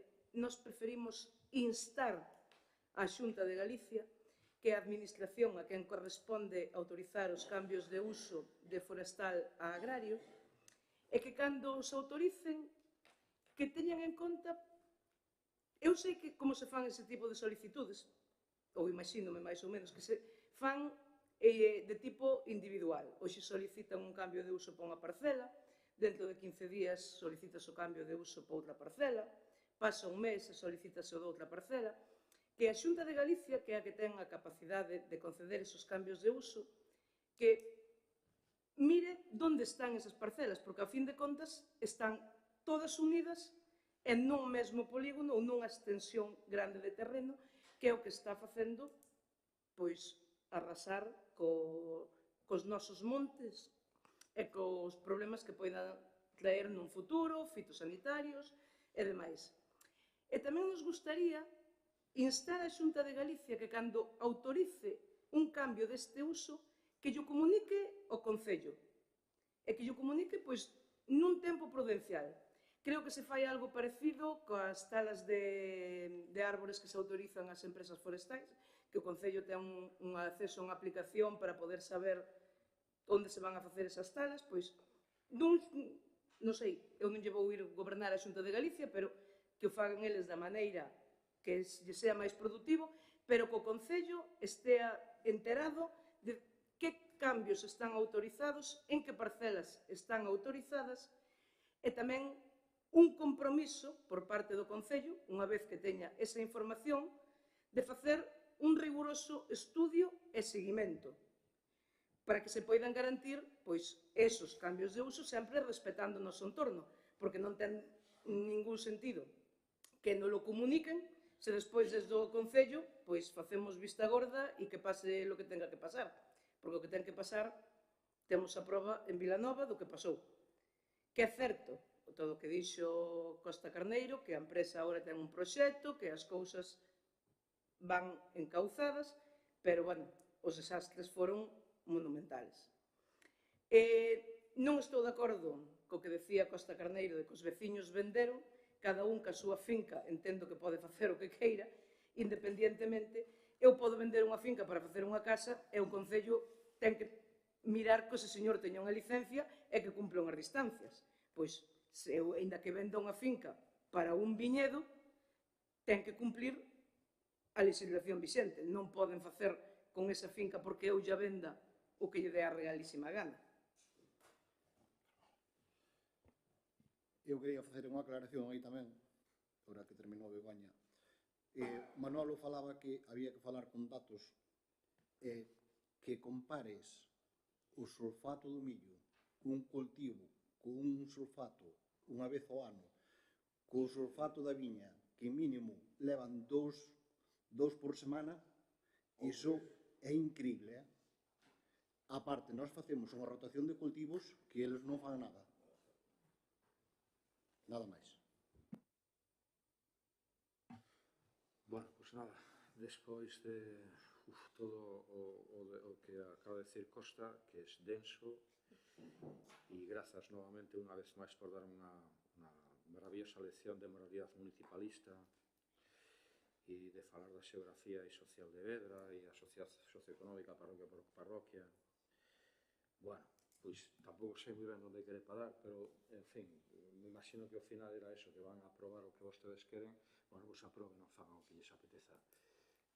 O máis increíble do tema é que, despois de toda esta lección de moralidade, resulta que, repito, es que este mes vostedes van a aprobar 5 hectáreas, acaban de aprobar, non que van a aprobar, no que, segundo vostedes, afecta a un espacio de especial protección forestal. Me imagino, estou segurísimo que ten un informe de impacto ambiental.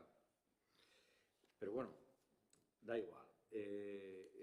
Fagan o que queren, tampouco vamos a entrar máis. Van facer o que queren, teñen a maioría absoluta, teñen todo o dereito a facer o que queran, e nada máis. Nos presentamos esta moción, presentaremos unha en condiciones propoñéndolles algunha medida paliativa. Saben que teñen un SIG, un sistema de información xeográfica cuya funcionalidade básica era poder organizar o territorio, saber exactamente sobre onde se iba a traballar e poder facer alegaciones correctas. Claro, sempre cando que hai informe de impacto ambiental, cando fai polo procedimento abreviado xa non o hai. Aprobaron tamén vostedes mesmos por maioría absoluta, bueno, xa aprobaron, vostedes mesmos votaron tamén a favor de SIX, que está aí parado, fagan o que queiran. Que máis dá? Van a facer igual. Bueno, me comentando unha cuestión técnica do que falabas de que outro día se aprobou unha autorización dun suelo de especial protección forestal. Parece ser que eso non é... Non, primeiro, o que se aproba en base a informes técnicos, por tanto, cumpre a legalidade. E segundo, a denominación do suelo forestal, en Vedra, é suelo rústico de protección forestal, igual que suelo rústico de protección agrícola, suelo rústico de protección tal. É suelo non de especial protección, porque o de especial protección ten outra calificación, que é paisaxística, etc. Suelo forestal, punto. Que, por certo, non tiña, que, por certo, desa finca onde falabas, hasta non sei se tiñan árboles, e se tiñan eran eucaliptos. Mira, o problema especial protección. O problema dos informes que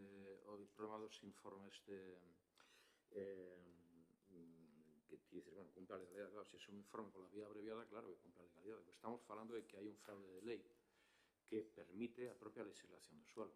Quer dizer, que non é unha cuestión, de acordo? Hai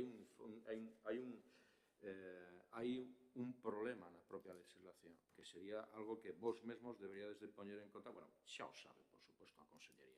Non é unha cuestión que lle colla. É un proceso para permitir a esta expansión desenfrenada.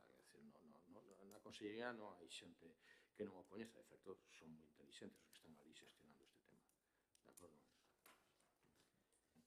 Bueno, con respecto a Suso Novo, ao mellor non me expliquei ben, porque foron tantas cousas. Eu non comparei con... Mira unha cousa, un problema, antes de nada. Estou lendo aquí o que aprobachedes. Suelo rústico de especial protección forestal. Está aquí, estou lendo ahora mismo. Que é RPON? R3. Que é R3. Non, pero é R3, que é forestal. Non, pero é que... Pois entonces, xa sabes, non sabes que as palabras. Vale, bueno, pero, espera, eu digo che porque conozco... Sí, pero fou. Vale, pero ti que che gustas as palabras, vamos a decir, era unha plantación de eucaliptos. Vale. Non, pero digo eu. Si ti o sabes perfecto, eu non dixen que era. Dixen que era de especial protección forestal. Vale. De acordo? Bueno, con respecto ao que lle comentaba do que comentou Suso Novo, vamos a ver, eu non comparei co dos gandeiros, evidentemente non coñezo moito o mundo dos fitosanitarios, pero sei que non teñen as mesmas dosis nin a mesma historia que tal. Para nada, o meu respeto a todos os gandeiros. Eu solo mencionei o dos gandeiros como a outros colectivos cando se xeraliza, porque algún o faga mal, non podemos decir, oye, pois todos os gandeiros son así. O que decía agora de que isto estamos poñendo en tela de xuízo que todos esos novos cultivos dese tipo de modelo de cultivo agora na súa zona, que todo é así. Eu creo que iso é injusto, cando menos injusto e imprudente, cando menos, foron as miñas palabras, creo. Con respecto ao que dixo Begoña, eu estou totalmente de acordo. O único que a matización que fixo el con eso, nos aí supervisar os cambios que autorizou nos que nos ten que autorizar. Entonces nos aí non tiñamos que ir velar se foron a caso ou eso, non? Eles, bueno, pois esas son competencias que ten que dar. En todo caso, si nos parece interesante, estamos dispostos a recoller eso, igualmente, en vez de cambiar, trasladar, instar a Xunta de Galicia, eso, como administración a que corresponde autorizar os cambios de uso forestal, tal, con esas cousas, e que lle comuniquen ao Concello, vale? Porque ten razón, moitas veces nós, aquí eso non chega, é un tema da administración, non sei se é así redactado. Outro aspecto que querías era adquirir o compromiso que propoñías, adquirir o compromiso do Concello de que unha vez comunicada da Xunta, no momento que nos comunique, de supervisar ese correcto cumprimento. Vale, pois parecenos correcto. Vale? A ver, eu creo que na idea estamos todos de que se fagan as cousas ben. Repito unha vez máis.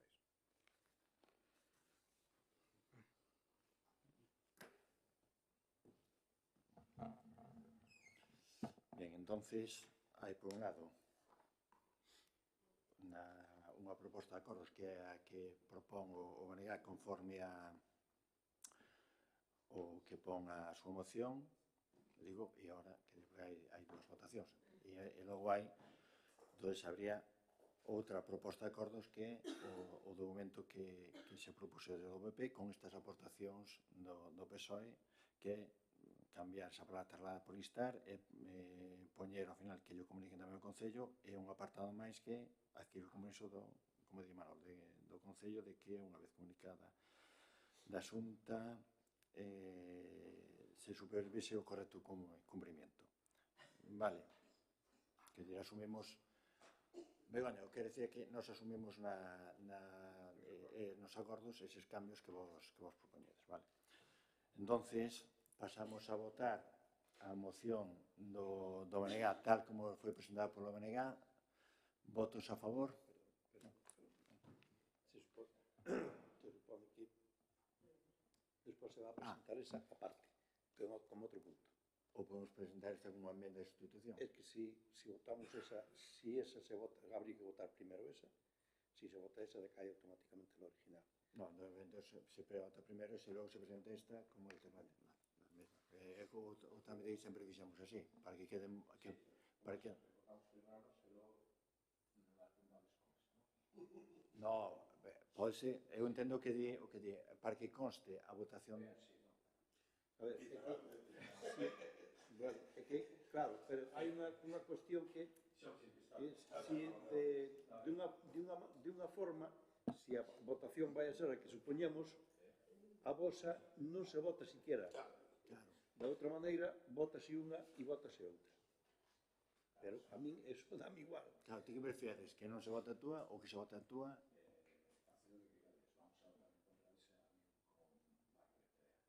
No, a ver, o que fixemos sempre, cando non había acordo, que fixemos sempre tradicionalmente neste caso, é que constaran as dúas votacións porque cada un pode utilizarla, pois non é o que di o secretario, senón non se chega a votar a vosa, porque esta é unha amenda de sustitución a eso, esa non se votaría a vosa. Técnicamente, parece que se fai unha emenda non se vota de nada, Claro, estou falando en contra miña, incluso, porque aparecen as dúas votacións. No, é que son dúas cousas, o sea, dúas formas de facer a mesma cousa, pero de diferente... Eso xa é cuestión política. Se se quere votar ou non se quere votar esta moción original. Se resulta que a nosa moción decae, xa non hai momento, xa non se pode modificar. Se decae, o que decae xa non se modifica. É dicir, se votamos no mesmo punto esta moción original e a alternativa, a emenda, primeiro votas a alternativa. Se a alternativa se aproba, decae a outra, xa non se vota, xa non se vota. De outra maneira, pois votaríase unha nun punto e incluiríase outra noutro punto. Votase a urgencia, pero votamos. Bueno, pois, como facemos?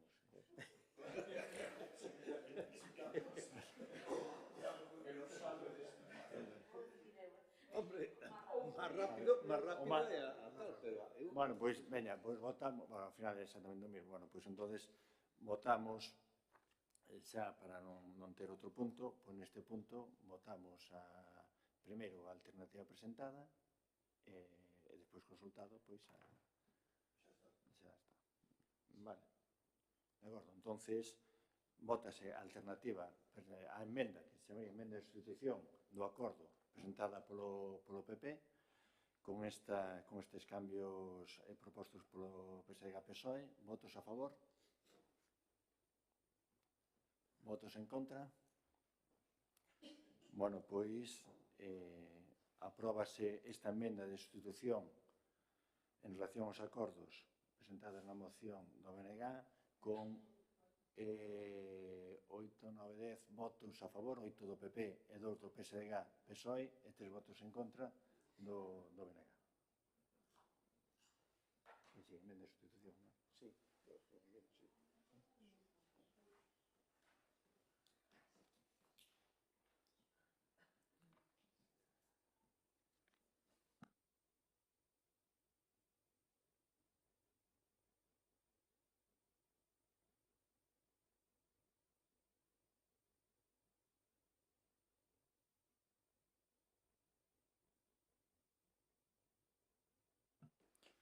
Pasamos ao seguinte punto, que é contestación ás preguntas formuladas en plenos anteriores.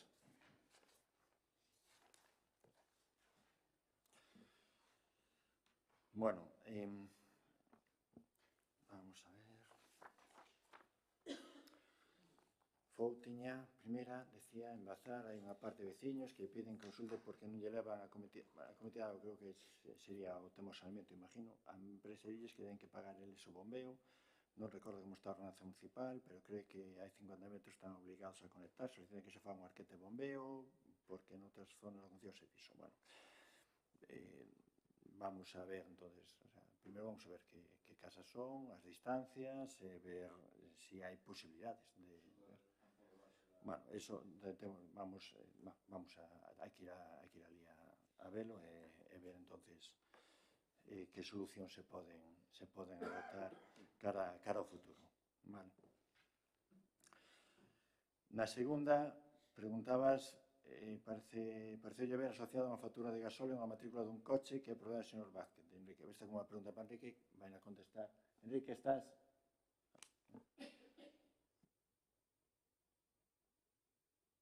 Non se oye, Enrique. Ahora. Ahora sí, ahora sí. Vale. Bueno, eu supoño que aquí, ainda que non facías referencia á matrícula do coche, eu supoño que te referías ao coche que suelo andar eu con el, e este é un vehículo municipal que está ao servicio do persoal do Concello de Vedra para calquer servicio que se necesite, tanto de obras, de urbanismo, cultura, os de protección civil, a veces andan con ele, incluso a veces os da Brigada Verde. Por lo tanto, é normal que aparezan facturas de gasol deste vehículo.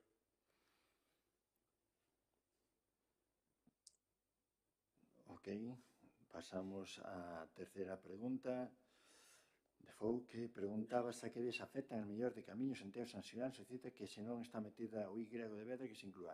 Eu me imagino que preguntas por unha noticia de prensa que sale en su momento por as millores na carretera de Diputación. Imagino que por eso.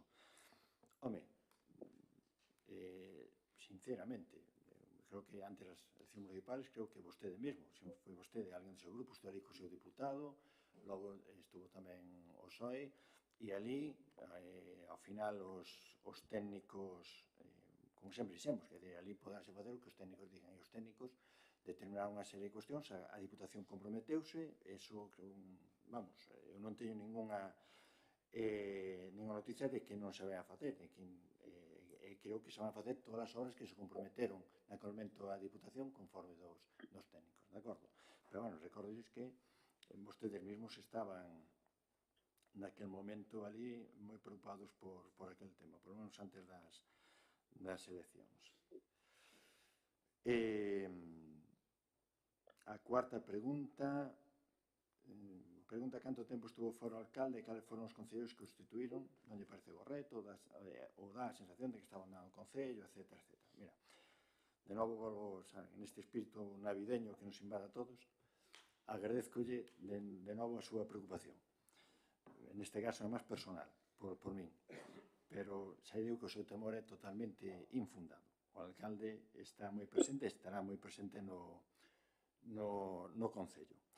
En relación ás delegacións que me preguntabas propiamente, nestes meses posteriores ás eleccións municipales, foron 3, foron exactamente do 31 de maio, xusto despois das eleccións, ao 4 de xuño, 5 días, incluído o fin de semana, que foron de vacacións. Enrique foi o que me instituiu nesas datas. Posteriormente, en outubro, do 11 de outubro ao 15 de outubro, aquí xa, pillando 12 de festivo polo medio, o fin de semana tamén, o sea, 5 días, dos cales só 2 eran laborables, nese caso tamén por vacacións, me instituí Manolo Costa.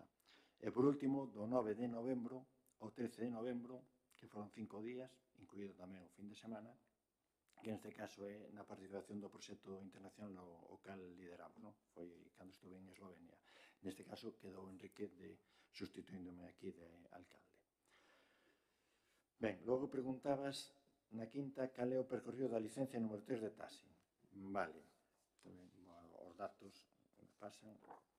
Vamos, esa licencia número 3 de TASE, en concreto, no mes de setembro, o 6 de setembro deste ano, o titular pide transmisión da licencia a favor da súa muller. O 8 de setembro requírese a documentación mínima exigida pola Lei 4/2013. Enrique, debes ter o micrófono encendido, Perdón. Como digo, requírese a documentación exixida que pide a lei. O 11 reciben o requirimento tanto o titular como a muller e o 26 de setembro solicitan a anulación do expediente para a transmisión da licencia para pasar a muller. E o 4 de outubro o titular presenta a renuncia expresa a licencia de taxi número 3. Eso, estou lendo os datos que me pasan de registro. E o 5 de outubro, claro, trasladase a mobilidade ao tema da renuncia para que tomen conhecimento. E ora nós temos que sacar outra vez o procedimento tanto para a Praza Libre Vacante como a Praza para Discapacitados, que saldrán ahora, bueno, tan pronto se pueda, poñeremos en marcha eses procedimentos. De acordo? Bien. A sexta, preguntabas, consultou na Deputación o tema dos PAI e dixeronlle que, en principio, está a obriga de devolverlo. Dixeronlle que se fixo unha comunicación aos concellos, facendo advertencia, tal, pregunta se chegou esa comunicación a ver en que condicións. Bueno, esa comunicación chegou, como ten chegado en outros anos, que dir, eso, vamos a ver, aquí vamos, dixeno 50 veces. Creo que todos sabemos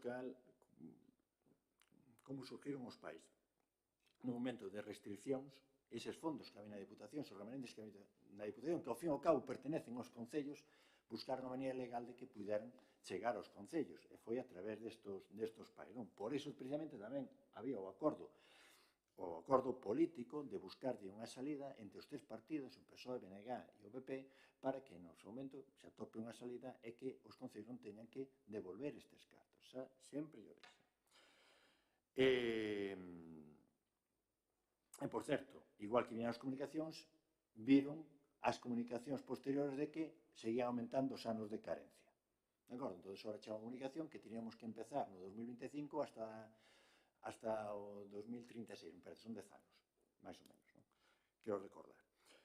Pero, se seguimos a tónica habitual, o normal é que ao largo do ano volva a vir unha carta dicindo que dan anos de carencia, e os anos de carencia viñan porque están buscando esa salida. Sí que é certo que ora, e me consta que ora que estou ali, que a raíz precisamente destas últimas cartas, os partidos se están falando outra vez para ver a maneira de arrasar este tema, que lle afecta prácticamente a todos os concellos, a moitísimos concellos, para arrasarlo de forma definitiva, sabendo que hai concellos que nos pediron, sabendo que tal, entón están buscando a forma de que non perjudicar a ningún concello. Eu lle aseguro que unha dos objetivos que teño nestes 2 anos de deputado é intentar impulsar na medida que se poida que se chegue a este acordo. Me consta, repito, porque fui un testigo de alguna charla entre partidos, de que, efectivamente, están, hai que poñerse en serio, hai que resolver este problema de unha forma definitiva e non intentar perjudicar ningún concello e sacarlo para adiante. O tempo nos dará ou sacará razóns, non? E eu digo sinceramente, e espero que nesta batalla, que sea bo para todo o mundo contar ca colaboración tanto do BNG como do PSOE, porque non deixan de ser partidos que están gobernando na Diputación, non? Pero teremos tempo de falar máis detenidamente desta historia. De acordo? E logo, ainda que non figura aquí, me habías preguntado o tema das comunidades enerxéticas, entonces xa che que non pasaba nada que che contestaba. Vamos a ver, nós aí estamos, vamos da man de FEA, non? Entón, xa no ano, durante finais do ano 2022 e xa durante este 2023, onde estamos cun proxecto con outros, repito, da man de FEGAN, con outros concellos de Galicia, de todos os colores políticos, dos tres, basicamente, do PP, PSOE e BNG, para construir unha comunidade enerxética local que se chamaría CEL Galicia, non? Sabedes, bueno, este é un tema novedoso, é un tema que tamén ten as súas implicacións jurídicas, un tema que non todos os secretarios interventores, bueno, pois, uns son máis favorables, outros menos. Bueno, a cuestión é que a nosa intención é que no primeiro trimestre deste ano 2024 traíamos a pleno acordo de cesións de cubertas a título gratuito en favor da comunidade e acordo de autoconsumo en favor da comunidade, non? Xa se fixo unha sabedoria técnica por parte afegán, xa se fixo un estudio, nós mandamos a proposta de 19 e o acordo de autoconsumo en favor da comunidade enerxética. Mandouse unha proposta, porque, bueno, nos pediron os concellos que mandáramos unha proposta de coberta, nos mandamos 19 propostas, polo estudio que fixeron, ao final quedáronse con 6, que son a Casa das Artes en San Fin, son o antigo Cole de Santa Cruz, Casa Cultural de Sarandón, Casa Cultural de San Xulián, a biblioteca e a Casa de Terceira Idade aquí. Sabedes que despois aí, bueno, potencialmente, ainda que sea unha cuestión que promova o Concello con cubertas de edificios de titular municipal, a idea final é que os veciños que se poidan ver beneficiados se poidan facer socios desa comunidade, non? Bueno, eu creo que non sei se no mes de xaneiro, no mes de febreiro, no mes de marzo, pero traeremos aquí ao pleno pois a parte desta documentación. E a parte está dentro dun proxecto tamén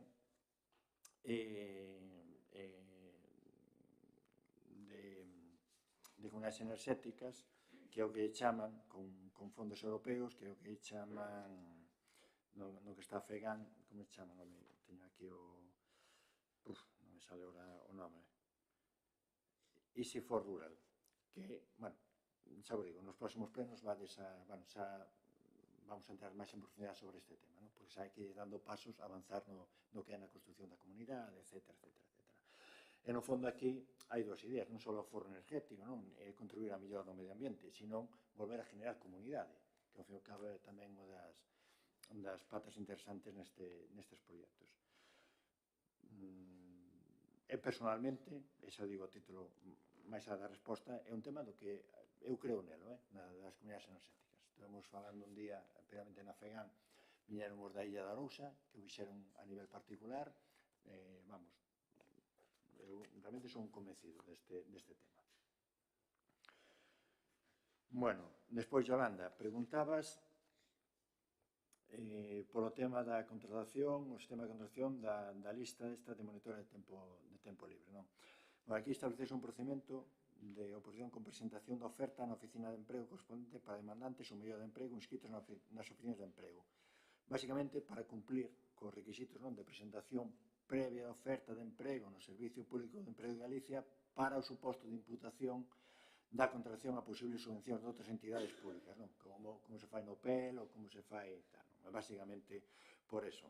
Pero, bueno, en principio, como pasa nos outros proxectos que poden obterse, bueno, ou que saben directamente subvencionados por outras administracións, o proceso é moi sinxelo, non? De anotarse na oficina de emprego, de anotarse que a clave correspondiente para que poida salir seleccionada nesta. Pero, bueno, básicamente ese era o motivo. Bien, e despois Begoña, vamos a ver, tiñas por un lado o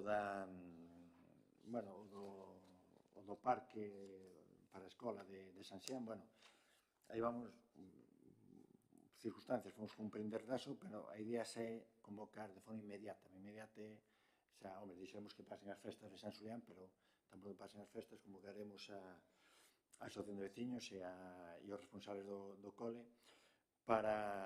porque xa hai que decidir, sobre todo nese proxecto, que o primeiro que se vai a facer é ese parque vinculado, ese parque infantil vinculado ao colexio, máis o resto da parroquia, na distribución dos espacios. Facer ese primeiro proxecto dese parque. E aí é onde vai a surgir o debate temos que recoller as ideas de usos e distribución do resto do espacio, non? Sabes, digo, creo que ao máis tardar a mediados de xaneiro teremos esa xuntanza. De logo, antes do próximo pleno, pois, se queredes preguntar. Bien, e logo falabas de unha serie de necesidades en San Xián que somos conscientes. A pista de Navais creo que é das pistas que vamos a reparar nós mesmos que nos obriga cando tan pronto podamos. O del Araño me consta que, bueno, creo que agora hai un cabo de ubicación onde queren poñer marquesinas porque van dúas, e creo que ainda chegaron a acordo nestes días onde poñelas, por tanto, ainda menos mal que non se puso, porque así non había que sacalas e poñer outro lugar, e creo que iso vai ser de forma moi rápida e inmediata, porque iso era unha necesidade moi perentoria, e máis que ten sentido no inverno, porque despois xa hai moitos rapaces, polo que me dixo Enrique, creo que estaban xa chegaron a un acordo onde poñer que iban a ir dúas marquesinas, vale?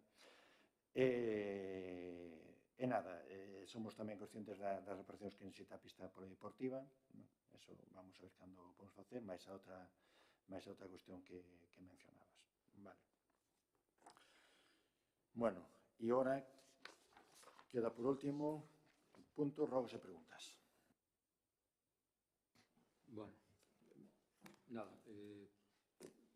solicitamos entonces a documentación bueno, creo que era o proxecto básico do centro de día, xa se solicitara na mesa e volvemos a solicitarla. Eu creo que non se entendeu ben a pregunta que fixen fai un mes. Bueno, como non se entendeu ben, fai unha solicitude. Soliciten a humanización dos viales que pasan por Vedra a Deputación, que ese sei creo que chamamos, e utilicen para iso a moción que se aprobou por unanimidade no seu día.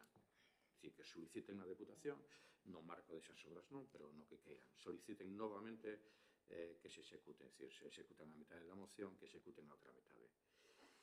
E, nada, un comentario rápido sobre o EUCO municipal. Esa pregunta que presentamos foi a proposta dun veciño. É dicir, teñen un serio problema cando hai veciños que pensan que ese vehículo é propiedade de un concelleiro.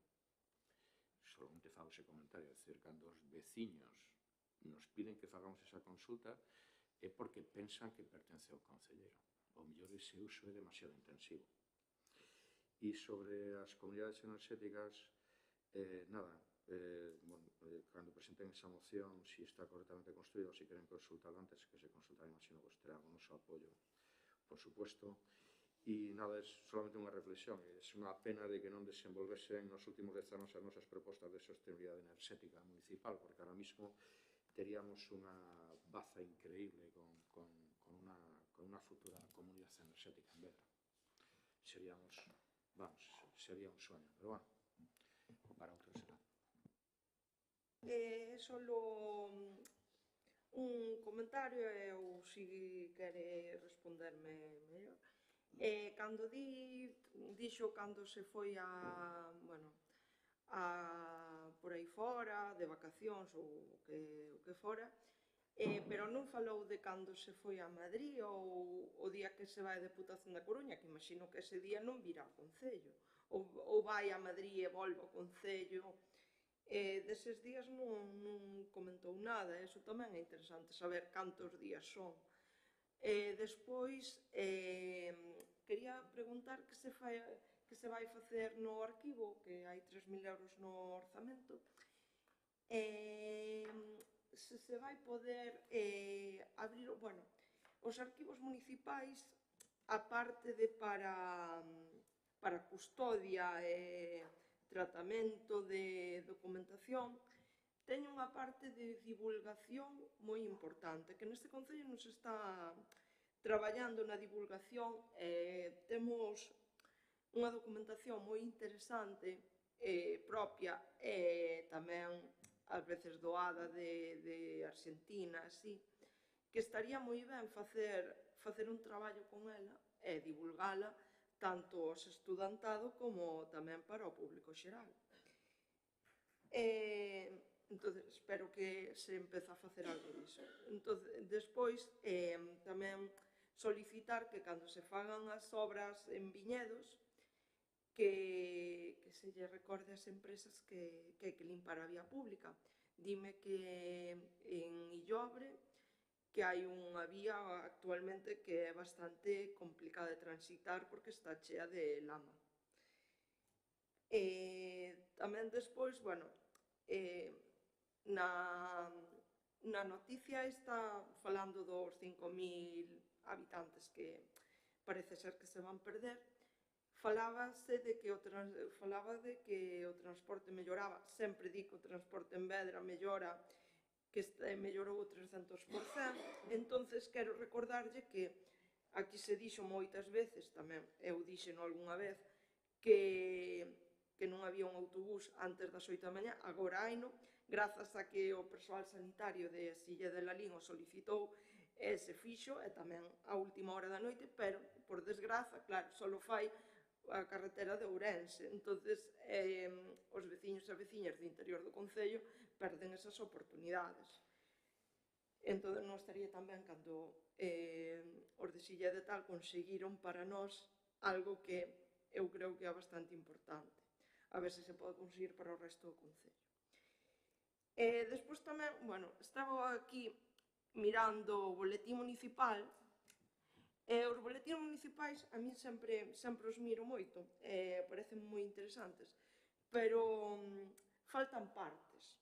Por exemplo, nos boletíns municipais deberían aparecer estas novas taxas que se aprobaron aquí, que van a ter que pagar os veciños este ano e que non aparecen.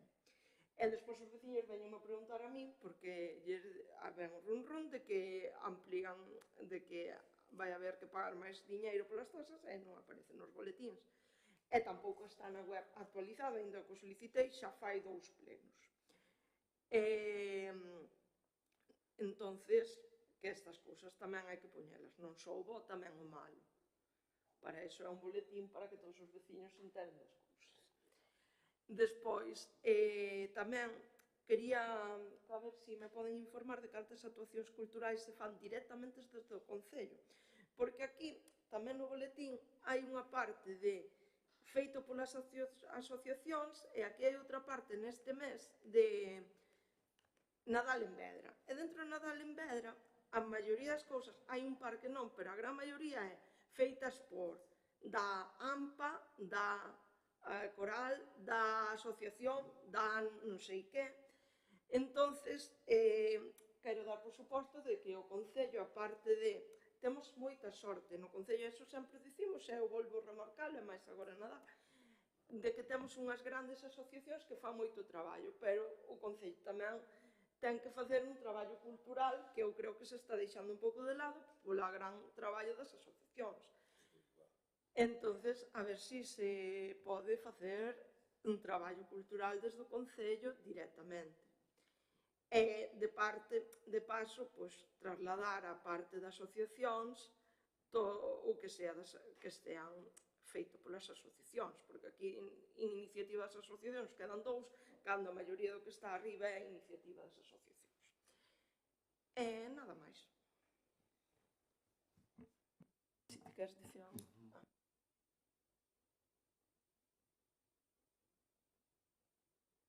Bueno, oye, felices festas, feliz ano, recordade, mandamos que non nos agordades, mañán ás 2, vale, ás 2, se queres pasar por aquí, tanto o personal municipal como todos nós, pois aquí, neste salón e tal, tomamos e compartimos, sin falar, a ver se somos capaces, vale? Bueno, oye, feliz ano a todos, de verdad, vale.